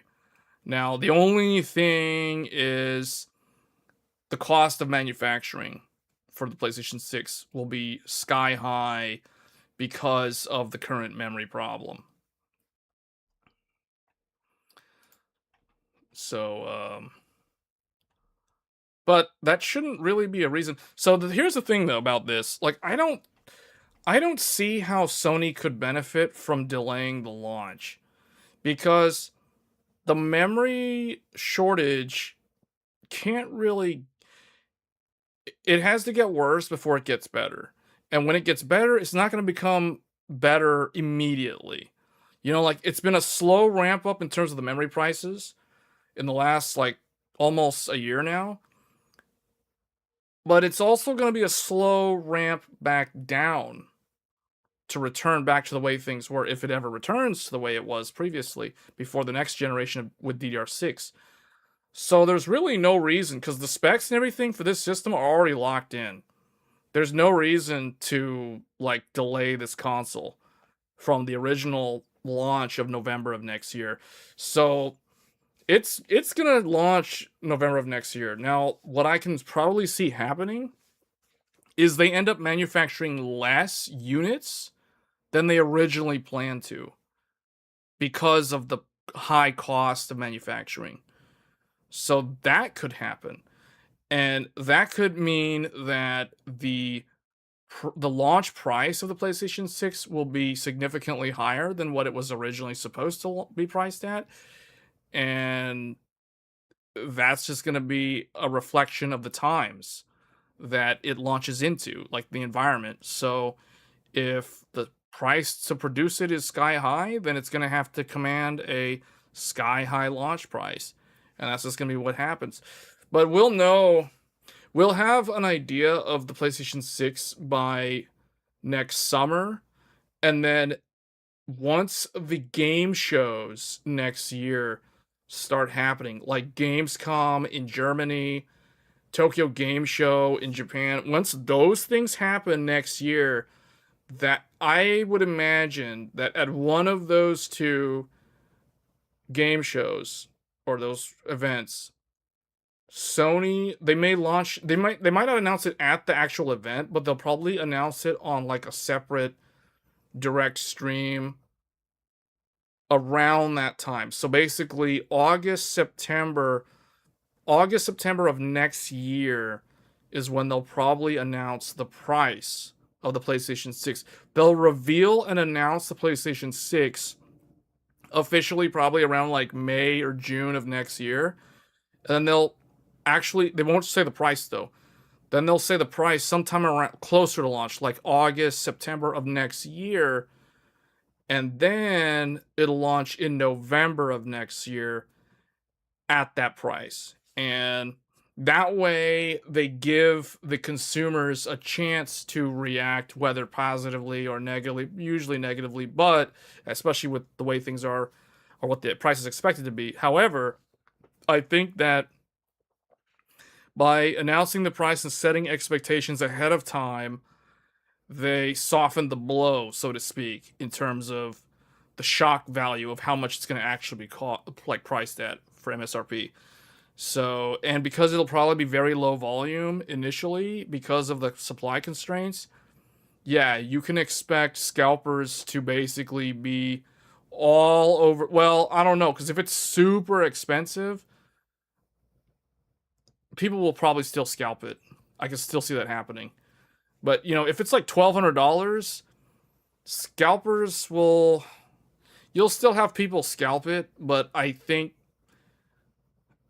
they'll think a little bit more about whether or not they want to scalp it or not. So, because it's just so much more expensive than what a PS5 was at launch. So, because I would imagine a scalper can only afford to buy so many $1,200 consoles, assuming $1,200. It could even be more. I don't know. Well, they probably can, but buying a bunch of $1,200 devices there's some risk with spending that much money or credit to buy that many consoles. But I have a feeling that if the PlayStation 5 Pro currently at $900, if it gets up to like $1,100, this thing's gotta have to be like $1,200 at launch. I can't see it being any less than $1,200. With the current situation with memory and Valve, man. Valve went and priced Steam Machine what it is. And it's like, okay, if you're going to do that and it's still sold out, and it was low volume, but it's sold out. So, and scalpers scalped it. So it's like, Sony is watching that. Rest assured, they're observing what happened with Steam Machine. So, I can see this thing definitely being priced no lower than $1,200. And I'm saying that currently with what we see with memory prices today. It could be higher than that. What I'm saying is I can't see it being lower than that. Like $1,200 is like the floor. That's like the floor currently for PS6 pricing. So it can go to like $1,500, although I don't think it's going to be very attractive if it goes to $1,500. And that's going to have ripple effects on PC gamers, whether they know it or not. Because if a company sees, if nvidia sees that Sony is selling their PlayStation 6 for $1,500, nvidia's going to think, we can probably charge 6060 for a grand. An RTX 6060 could be like $800, and we can claim all memory shortages, and then they can price the 6070 at like $1,100. You know what I'm saying? So I don't even want to imagine the 6090's price. 6090's price will be like north of $5,000 at this point. Especially if it's 48 gigs of VRAM. My goodness, the prices are going to be astronomical for the next generation of graphics cards. I don't really want to think about that right now. But Steam Machine, man. Steam Machine is basically like an entry-level gaming PC going for like $1,400. $1,400 for an entry-level gaming PC. PlayStation 6 can price something similar to that.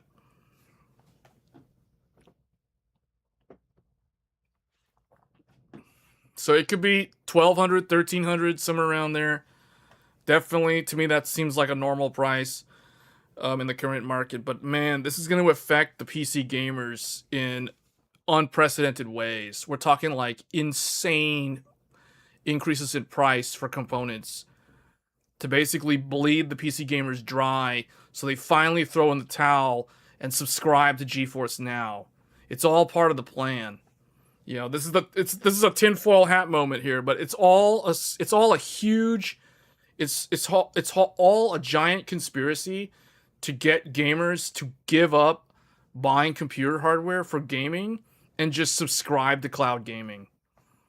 You know, just throw in the towel. You don't need to buy games on Steam anymore.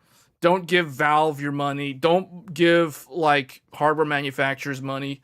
Just subscribe to GeForce Now and play your games on you got it, MacBook Pro, man. MacBook Pro.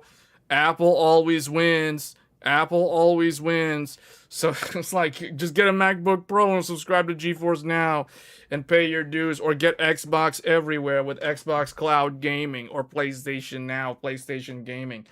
So Sony's probably going to roll out some kind of similar thing, although I don't really know, because they're probably going to do a streaming, like, you know how they're doing PlayStation Portal right now, where you stream the game from the PlayStation 5? They're going to basically have the next generation of that, where you stream the game through the cloud.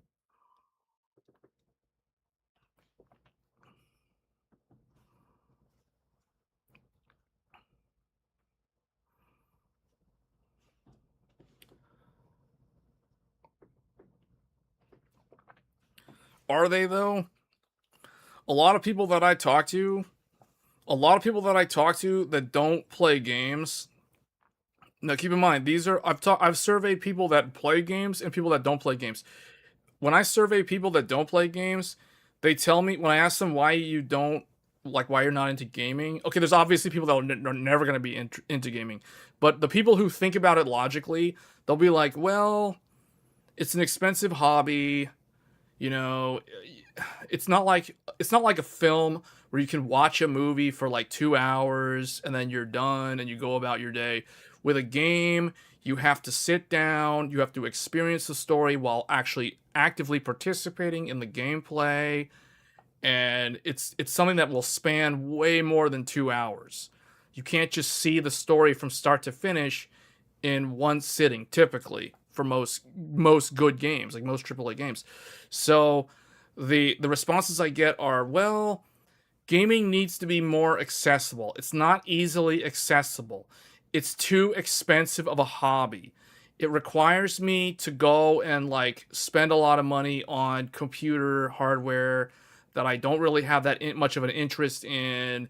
And they're like, well, it'd be easier if it was more approachable or more accessible, like how Netflix does streaming, or HBO Max, or Hulu, or Prime Video, or Disney Plus. Like, when I hear that from non-gamers, That is terrifying to hear that. You don't understand how scary it is to hear those words, because that is like, oh my goodness, that is literally reinforcing the end game strategy for that leads to cloud gaming.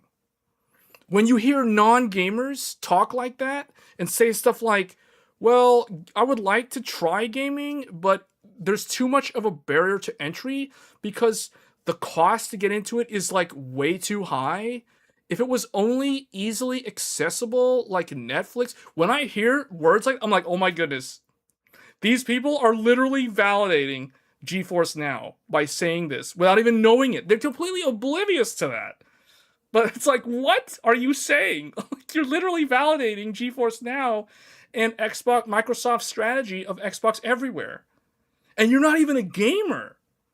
It's like, you don't even know that you're actually like, so I don't know. It made me think, maybe Microsoft, in all their infinite wisdom and AI resources, is maybe they know something that the average gamer doesn't know. Maybe they've done market studies on non-gamers to see like, what do we need to do to get non-gamers to actually like get into that hobby. Like what's the outreach that they need to take? What's the approach? Maybe cloud gaming is the thing. It's scary to say that, but oh my goodness, like what? So I've talked to multiple people that don't play any games. Some of them, they used to play games when they were younger. Others never got into it. And these are the general themes, that it's too expensive of a hobby. So like basically the pushback is, if the hobby is just as expensive as doing something else for the same amount of money, I'd rather do that other thing. Like, and that could be something like hunting, for example. Like I go hunting. It's like, I'd rather go hunting. I don't want to spend like thousands of dollars on a bunch of computer hardware that's going to take up space in my house, like, and, I got to spend all this money, and then on top of that, then I got to go buy the game, and it's a time sink. It's like, no, man, I'd rather do something else. If I got to spend that much money, I'd rather do something else. That's the typical response that I get from a non-gamer when I confront them about, like, okay, would you consider, like, trying gaming as a hobby? That's usually the response, is like, if it's going to cost me that much money to get into gaming, I would much rather spend that money in another way. So it's like, if you can reduce the barrier to entry, then maybe I would consider it. So, and I realized with consoles becoming as expensive as they are, this is like ruining, like, onboarding more people into the hobby. Like, people are not going to take kindly to a $1,200 entry point for a game console. You know what I'm saying? Like, who wants to spend... Like, the Steam machine is basically a failure in the enthusiast's eyes because it doesn't deliver the levels of performance that you expect for the price point that it's at. Well, okay, the consoles are similar, but they're currently still priced lower. But now you talk about the next generation. The next generation is definitely not going to be priced lower than the current generation. It's only going to be priced higher than the current generation. So it's kind of strange, man. It's really strange.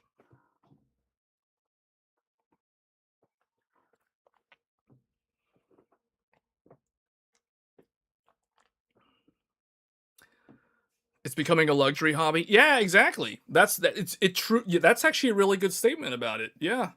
It is becoming, it feels like it's becoming a luxury hobby. Because when I talk to people, it's like, okay, when I describe the computer parts, and like, because, okay, there's also people that they used to game, and they literally, like, the first thing they ask me, like, the most common question I get is 5090 yay or nay. 5090 yay or nay. And I'm like, why are you asking this? And like, because I want to get into gaming. So my immediate thought is, why do you automatically assume that you need a 5090 for. I don't say this out loud. This is what I'm thinking internally. Why do you automatically assume that you need a 5090 of all things to play gaming, like to do gaming? Like who is out there like making that a thing? Like where they automatically assume that, oh, you want to get into PC gaming, you got to get a 5090? Like that's step 1. Like step 1 is to pay $4,000 for a graphics card. You still need the rest of the computer, by the way. Like that automatically is going to be a huge turnoff to a ton of people. So I don't know, man. I kind of think like gaming, the PC gamers have no idea like the risk of a forced change to this hobby by the industry due to so many random factors that are outside of their control right now. So couple that with a lot of studio closures, game cancellations, laying off developers, lack of funding, lack of continuous revenue. They don't see AAA games as a good investment anymore. Live service also carries a lot of risk. You have to be a known studio now that has already made quality live service games that you have basically proven that you can ship successfully and sustain for many years. So the gaming industry is going to see a lot of changes in the next generation.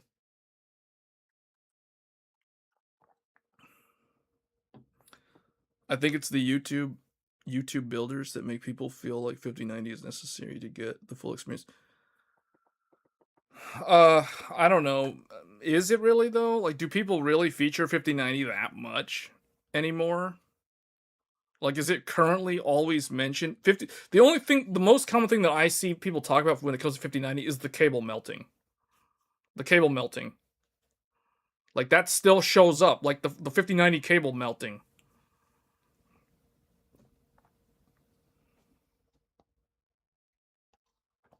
But the problem is I'm talking about people that do not like people that are not already in the hobby. People that approach me, they're like, yeah, well, like I want to get into gaming, so what do I need to do? Like I have to buy 5090 and a bunch of other stuff, right? I'm like, no, that's like, where'd you hear that? That's like garbage advice. Like, what? Who told you that? That's garbage advice. Like, what? Like, that's not how you get into PC gaming. Like, who told you that? Because that automatically paints it like it's some kind of weird, like, luxury hobby. Like, you know, like we were talking about earlier, which is like, man, you know, you're gonna spend that much money or potentially go into debt. It's like, first of all, going into a debt for the gaming hobby is not a good thing. Like, I don't recommend that at all. But yeah, it's bizarre. And then when you talk to actual gamers, like PC gamers, to me seem so almost like in a way self-loathing sometimes. That's kind of the impression that I get sometimes when I survey a lot of PC gamers. They seem very, not all of them. I'm not saying all of them are, but I'm far more likely to encounter or get the impression that a PC gamer has some kind of self-loathing issue versus a console gamer. Console gamers tend to be a lot more like into more nuanced things. Like a console gamer is far more likely to be into collecting physical media, for example, whether it's like disc-based games, which we talked about that earlier in the stream, which is kind of a huge problem right now for them. But like collecting disc-based games, collecting collector's editions of games they really like. You know, they might collect other things too. So like whether it's whatever HD Blu-ray or something. So they seem to be a lot more nuanced in that regard, more niche. PC gamers, to me, there's typically like 2 to 3 different subtypes of PC gamer. It's like you either play like MMOs or like online multiplayer games, or you play competitive games like Fortnite or League of Legends, basically esports style games. You might play like Counter-Strike or PUBG, Apex Legends, those type of games. You know, basically like all the games that I used to play and like haven't played in years. So, because I'm not one of those type anymore. And then the third type is probably what I kind of fall into, which is like you play the high budget, high fidelity graphics, typically single player campaign based games. Those are the ones that I typically feature on the channel, and sometimes I do play the ones that have more like multiplayer elements to them, like Forza Horizon 6. We streamed that a whole bunch earlier this year. Last year, we did a whole bunch of Elden Ring Night Rain. We did a bunch of Monster Hunter Wilds. So, you know, those type of games, which are more like they have a hardcore audience, but they're also more casual friendly, like drop in, do something. Now, you can do the same thing with a game like Fortnite. You can drop in, do a few rounds, and then leave, um, or Battlefield, or any of those games. But that's kind of that's basically the demographics that I kind of, you know, place PC gamers into. And you can do the same thing with console gamers, but what I found is console gamers tend to be more into collecting things. So they're way more console gamers to me, I get the impression that they're more of the type that is trying to preserve like the like true ownership of stuff, whereas PC gamers seem to be way less into that, if that makes sense. I'm not saying PC gamers don't care about owning stuff, but it seems like they don't, it's like not the biggest priority. It's not like a big part of their identity, if that makes sense.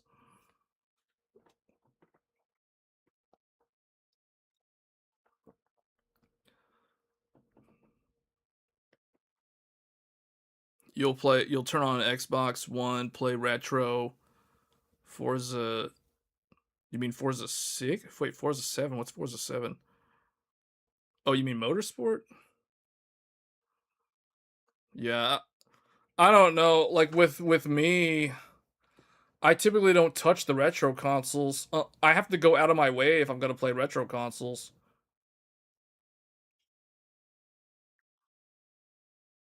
So, I don't I don't really touch the retro games that often anymore. Mainly it's like a time thing. So it's really that that's why I can see the appeal of live service games. Like I hate to say that cuz I feel like live service games are not very popular right now, for various different reasons, but I keep coming back to live service as just an easy it's an easy way to partake in the hobby, and then you feel like you're accomplishing something in the game, like whether it's playing Final Fantasy 14 and doing all the content that you didn't do when it was brand new. So you're basically at that point you're playing catch up, but at least you're basically like talking to the people in the game. Um, but I don't really play a lot of old games that often anymore. So it was kind of a big deal when we did the retro streams earlier this year, revisiting PlayStation 3, Xbox 360, and the older games. So,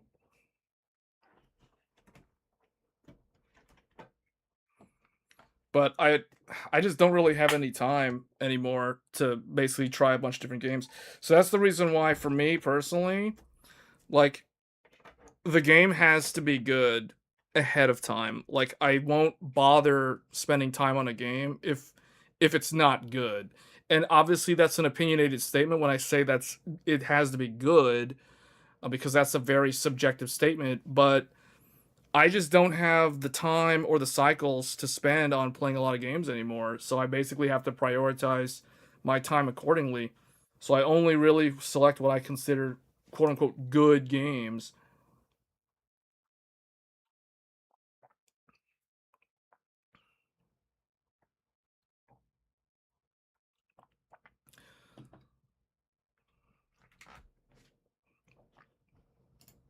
All right, well, we've been live for, wow, man, 3.5 hours. I feel like, well, there wasn't really much to talk about. We talked about the whole like physical games going away, and DDR5 prices are going up again, and Apple's doing some stuff, but that was pretty much it. Um, this isn't even new. Hold on. What is the latest? PlayStation 6, $1,000. There was another thing. Intel's increasing the prices. CPU prices are expected to go up, by the way. CPU prices are going up mainly because data centers are needing more. They're needing more cores. So basically, Intel Xeon and AMD EPYC are getting more priority. So the wafer allocations from TSMC are going more to the server side, which means that consumer CPU, and that typically means desktop CPU, because desktop CPU is the most niche, it's the lowest volume in terms of shipment, are going to go up in price. So Intel has raised the price, the MSRP of the Core Ultra 7 to 770K plus, and it's not a lot. They're going up by $50, 16% price increase. So from $300 to $350 for the 270K, and the other one's going from, I think it was from $200 to $230. So that's about 15% increase. So yeah, they've increased the price. Those CPUs are still pretty good value, but the problem is I have a feeling that there's going to be people that buy this and then feel buyer's remorse when Nova Lake comes out. So I definitely recommend, although I will say this is good value, but I just don't know if I would recommend this, knowing that Nova Lake is only a few months away at this point. So if you're someone who is waiting for an Intel based upgrade, you might want to just wait a couple more months and just try to save up for, if you need to buy DDR5, for example, then try to save up so you can get DDR5 and a new motherboard, because that is going to be required. Most people that are having to buy this are having to buy the motherboard. They might have DDR5 already, so that does actually make this a decent upgrade. Although, if you're someone who already has 14th gen on DDR5, I don't know if I would recommend upgrading to the Core Ultra 7. Like, for example, if you have an i9 14900K or a 14900KS, I don't think upgrading to the Core Ultra 7 270K Plus is going to feel like a meaningful upgrade. What you're really getting, if you actually do what I just said and upgrade to this from 14th gen, is you are getting potentially a superior platform. You're getting lower power consumption. You're getting, depending on the motherboard, you're getting Thunderbolt 4 on the motherboard, which is USB 4. You're getting Wi-Fi 7. Although some Intel Z790 boards, at least the refresh ones, do also have Wi-Fi 7. So, I mean, it's kind of hard to make a case for someone on 14 gen to consider upgrading to Core Ultra 7 270K Plus, because I think the benefits are so minor that I just think you'd be better off waiting, to be honest. Not saying it's a bad platform. I actually really, really like Z890. I think Z890 is one of Intel's best platforms in a long, long time. But unfortunately, we're in a situation right now where this platform requires DDR5. So if you don't already have DDR5, you're kind of starting on the back foot. And knowing that Nova Lake is coming out soon, which requires a new motherboard, a completely different socket, and will probably be vastly improved compared to this, because it will have, first of all, it'll have higher core count capabilities, and it'll probably or I guess it'll probably support the higher like clock CKD RAM, although that RAM is going to be astronomically expensive. So I don't even know if that's really much of an advantage at this point, just because it's so overpriced.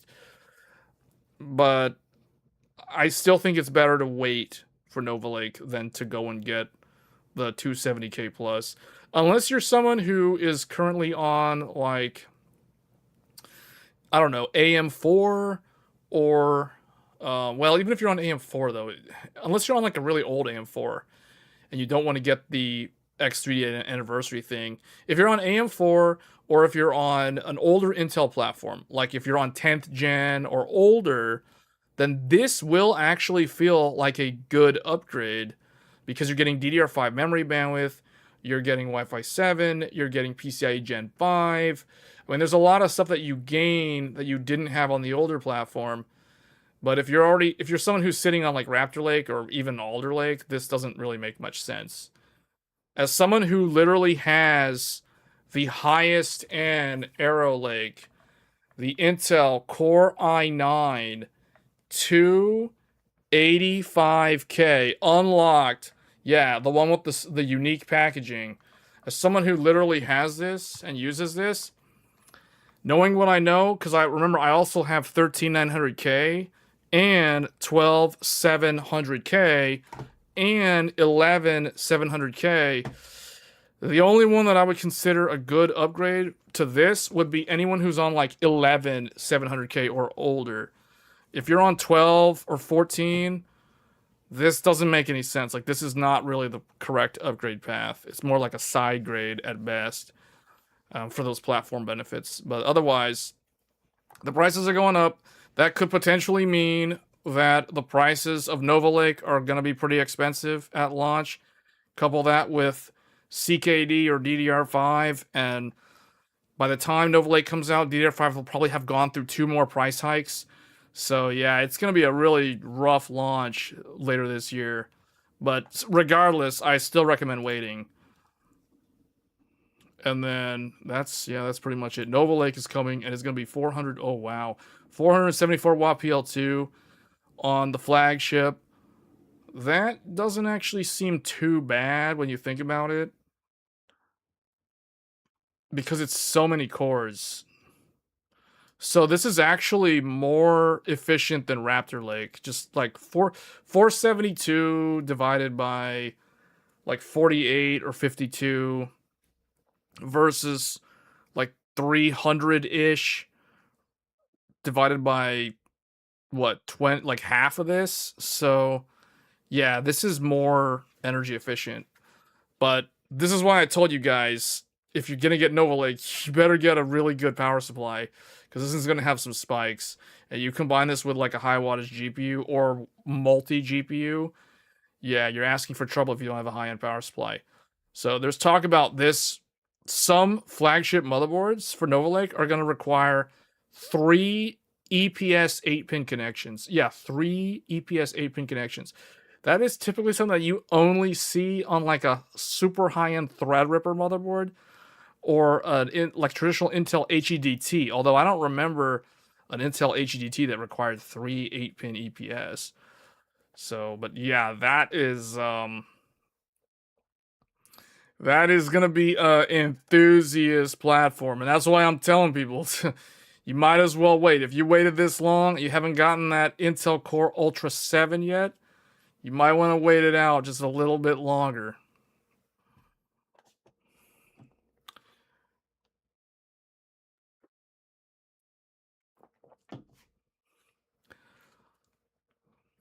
Wait, Super Nintendo games were $95 in the 90s? It was really that expensive? I mean, I don't know, because I was too small. I didn't remember gaming in the 90s, but $95 in the 90s for like Super Mario Brothers? Was it really that expensive?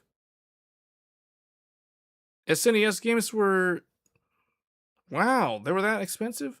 Well, then how come I remember when PlayStation 2 games were $49.99. PlayStation 2 was $50 new game. And when PS3 came out, I remember that, like when 360 was coming out, I remember the big deal in the media because they were like, "Oh, the new price for video games will be $59.99. PS2 and Xbox original were $49.99, and then when 360 and PS3, it was $59.99. Basically, they went $10 up in price.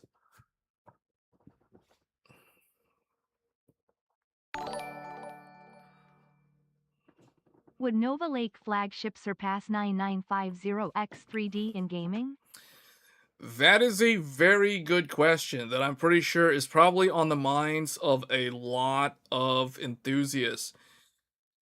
I can't answer that question. I honestly, I don't know. I have no idea. What I would suggest you do, though, the way to try to estimate where it would be is look at the upgrade from 11th gen to 12th gen, and then look at 12th gen to 13th gen, and then 13th gen to Arrow Lake. And from averaging out those percentage uplifts, you can get an idea of where it should end up.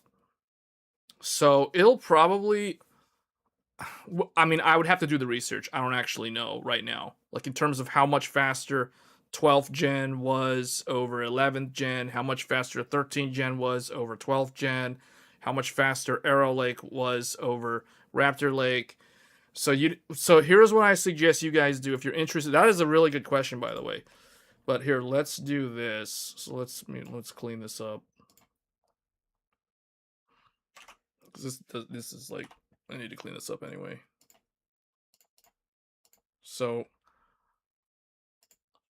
and maybe I'll try to do some research on this subject, but what I would suggest you do if you want to know the answer is look at this to this, and then look at this to this, and then look at this to, what is that thing? 285K. Basically, look at this, and then because this was, yeah, this is a good sample size. So look at the performance uplifts for each of these. And then you're going to come up with a percentage average. That percentage average you can use to predict where it'll land. I mean, and then all you got to do is you got to look and see, like, well, okay, basically from you would do 13. Actually, can we do this exercise? Maybe we can find the data right now. Hold on. The question was this one, right? Okay. So you basically do this to figure out what it is. So, and you can substitute 13900K for 14900K. Doesn't matter. They're the exact same thing. So, do they have a thing here? No, they don't do that on here. So basically what we can do, let's look at 9950X3D.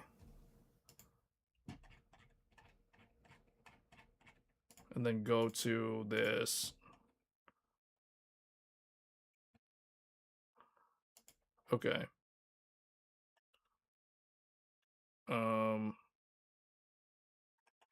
Hold up.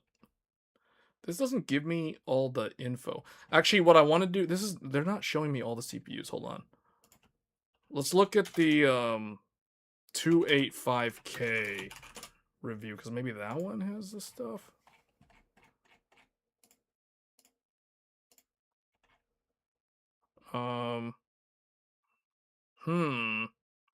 This one, it's kind of weird because it's got like these weird regressions. So how do we determine this? You'd have to do the math. I'm looking at it right now, but it's like, okay, so for example, the 285K, if we hold the 285K at 100%, the 285K, so currently I have got the 285K right here, and I might do some benchmarking. I'm not going to do it right now. I'm going to do it as we get closer to the launch. I'll start revisiting CPU benchmarks, and I'll actually make videos about CPU benchmarks. But anyway, we're going to do 285K. You take this to be 100%. So it looks like the 12900K is like 5% slower, right? So I mean, it's not exactly, you can't say like, oh, it's exactly 5, because you got to do the math backwards depending on if you're going from 100% down or you're going from something up. So it's on average, it's kind of like 5%. So then the 13900K, 14900K, it's like 6% faster. On average, you can say it's like 6% faster. So that's a 6% gain. Or no, wait, that's a 6%. It's like that's like a 5% regression. I don't know. That's kind of weird. So maybe this is. Do they have 11? Okay, 11900K is about 80% of the 285K. So you'd have to do the math going backwards. It's not exactly 20% like different. So you have to. So basically, 11 gen, it's like 80% of a 285K, and the 12900K is about 95% of a 285K, and the Raptor Lake is about 6% faster than a 285K, which actually means there's a regression. So why don't we instead do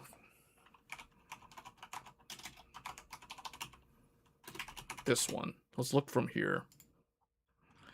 Okay, so let's look from here.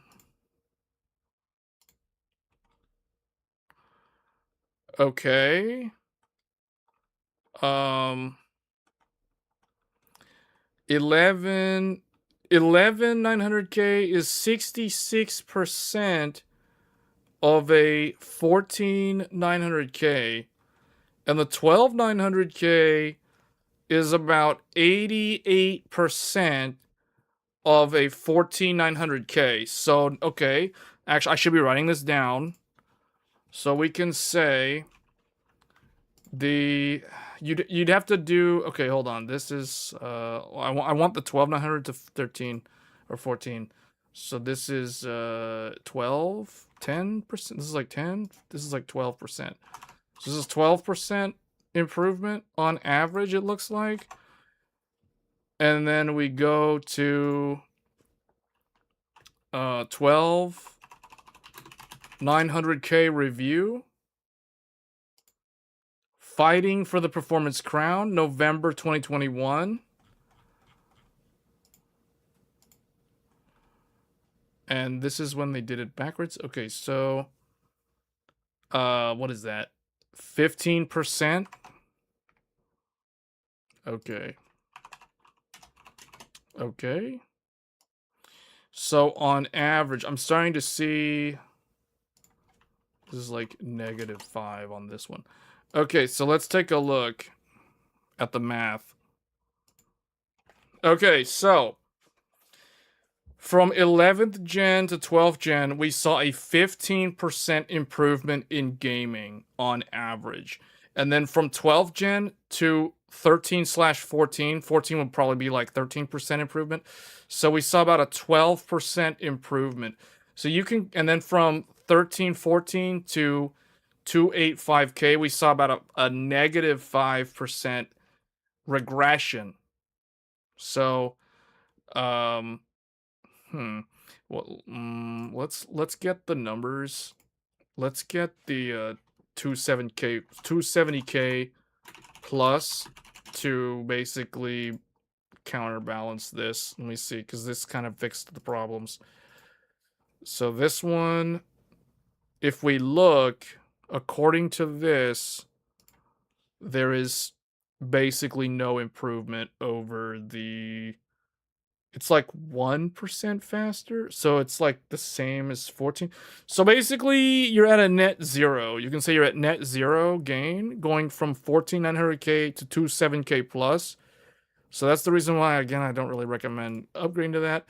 So you're basically not gaining anything from. Basically, Intel hit 13, 14 gen, and they never actually improved since then.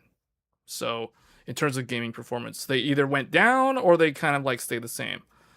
So, okay, so that's kind of where it is. So that doesn't actually help us because the question was 9950 X3D. So let's look at, because I don't know, like, I think they're aiming for 15%, because to me that seems like a good engineering goal. Like, if someone assigned me to be the project manager for Nova Lake, I would aim for 15% improvement, to be honest. To me, that seems like that's a really good goal to try to meet. Plus or minus 5% of that 15% uplift, I think, is a good KPI to meet for the next generation. So that's kind of what I would aim for. Because if you think about it, this is the same socket. So this 12% was on the same socket. The 15% improvement was a socket change, but it was the same architecture, just with a node shrink on a new socket, with the potential for DDR5 as well. So that's kind of the improvement there. Yeah, let's take a look about this. Let me see something. So let's do. Let me see here. Because the question was, is it faster than the... let's see. Okay, let's take a look. So here are the latest numbers from the people. So look at this. Check this out. Relative performance. The 9850. Okay, so they're actually using 9950 X3D2, the current flagship. So that's this one right here. The Ryzen 9 9950 X3D2. This one, if we hold it at 100%, the 9800 X3D is about 1% faster, and this is at 720p, by the way, and 9850 X3D is about 2% faster than the 9950 X3D2, and the 9950 X3D is about 5% slower, maybe about 3.5% slower if you go in reverse. So the Intel 14900K is about 84% of the 9950 X3D2. So what did I say was a good goal? I said 15% was a logical engineering goal. So you add 15% to the 14900K or the 270K plus, and that would put you in the ballpark of the 9950 X3D2 and the 9800 X3D. So I do think, based off of logical process of elimination and knowing what I know about engineering key objectives and KPIs, the Nova Lake flagship will be very close in gaming experience or gaming performance to the 9950 X3D, X3D2, 9800 X3D, and 9850 X3D. So it'll be in the ballpark of all of these Zen 5 X3D CPUs. I have a feeling Intel's going to close the gap. Let's put it that way. Assuming they can hit my optimistic goal of 15% improvement, which, like I said, I've literally proven it, that is a realistic goal based off of looking at the previous generational uplifts. We can go even further back. We can do i9 10900K to the 11th gen and take a look at that, although we already know that this is going to be a 0% uplift.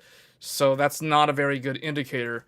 So we can go further back and do the i9, and that will have an increase, the 9900K to the 10 series, and that will actually have a little bit of an improvement there. But you can see that we're kind of like this is the reason why I'm telling you guys right now, because I am setting expectations appropriately for the next generation of Intel CPUs.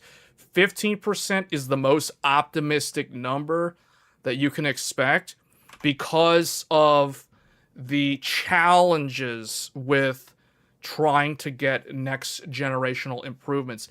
This is the most likely we can expect because this is a node shrink number. This is a shrink from the dreaded Intel 14 nanometer plus down to the Intel 10 nanometer. So now we're going from a node shrink down to Nova Lake, which means that we should get a benefit. So optimistically, if this is a net zero, if we take the 270K numbers, this is a net zero. So now we're going from 0 to the next number. So you're going to get, around 10 to 15%. On the optimistic number, you're going to get about 15% improvement. On the pessimistic number, you're going to get about a 10% improvement across the board. So that's kind of what to expect. Hopefully that answers the question, but that's kind of what I expect to see from Nova Lake. I'm expecting 10 to 15% uplift in gaming from Intel's Nova Lake over the previous generation flagship.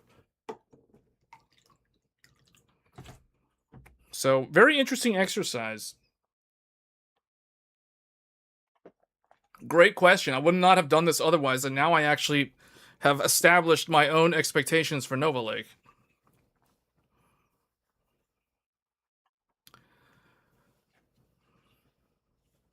Okay, so we can expect about a 15% uplift optimistically. That's the high number. And that's good. That's very good. If we look at let's try to do Zen 6 now actually. So, if we look at can we use this? Oh, they didn't include maybe on the other one? Let me see. Maybe on the standard X3D? Okay, so man, why didn't Tech Power Up include 5800 X3D? It's harder for me to predict because they only have like one generation of X3D. Although we can just look at these numbers here. So they only have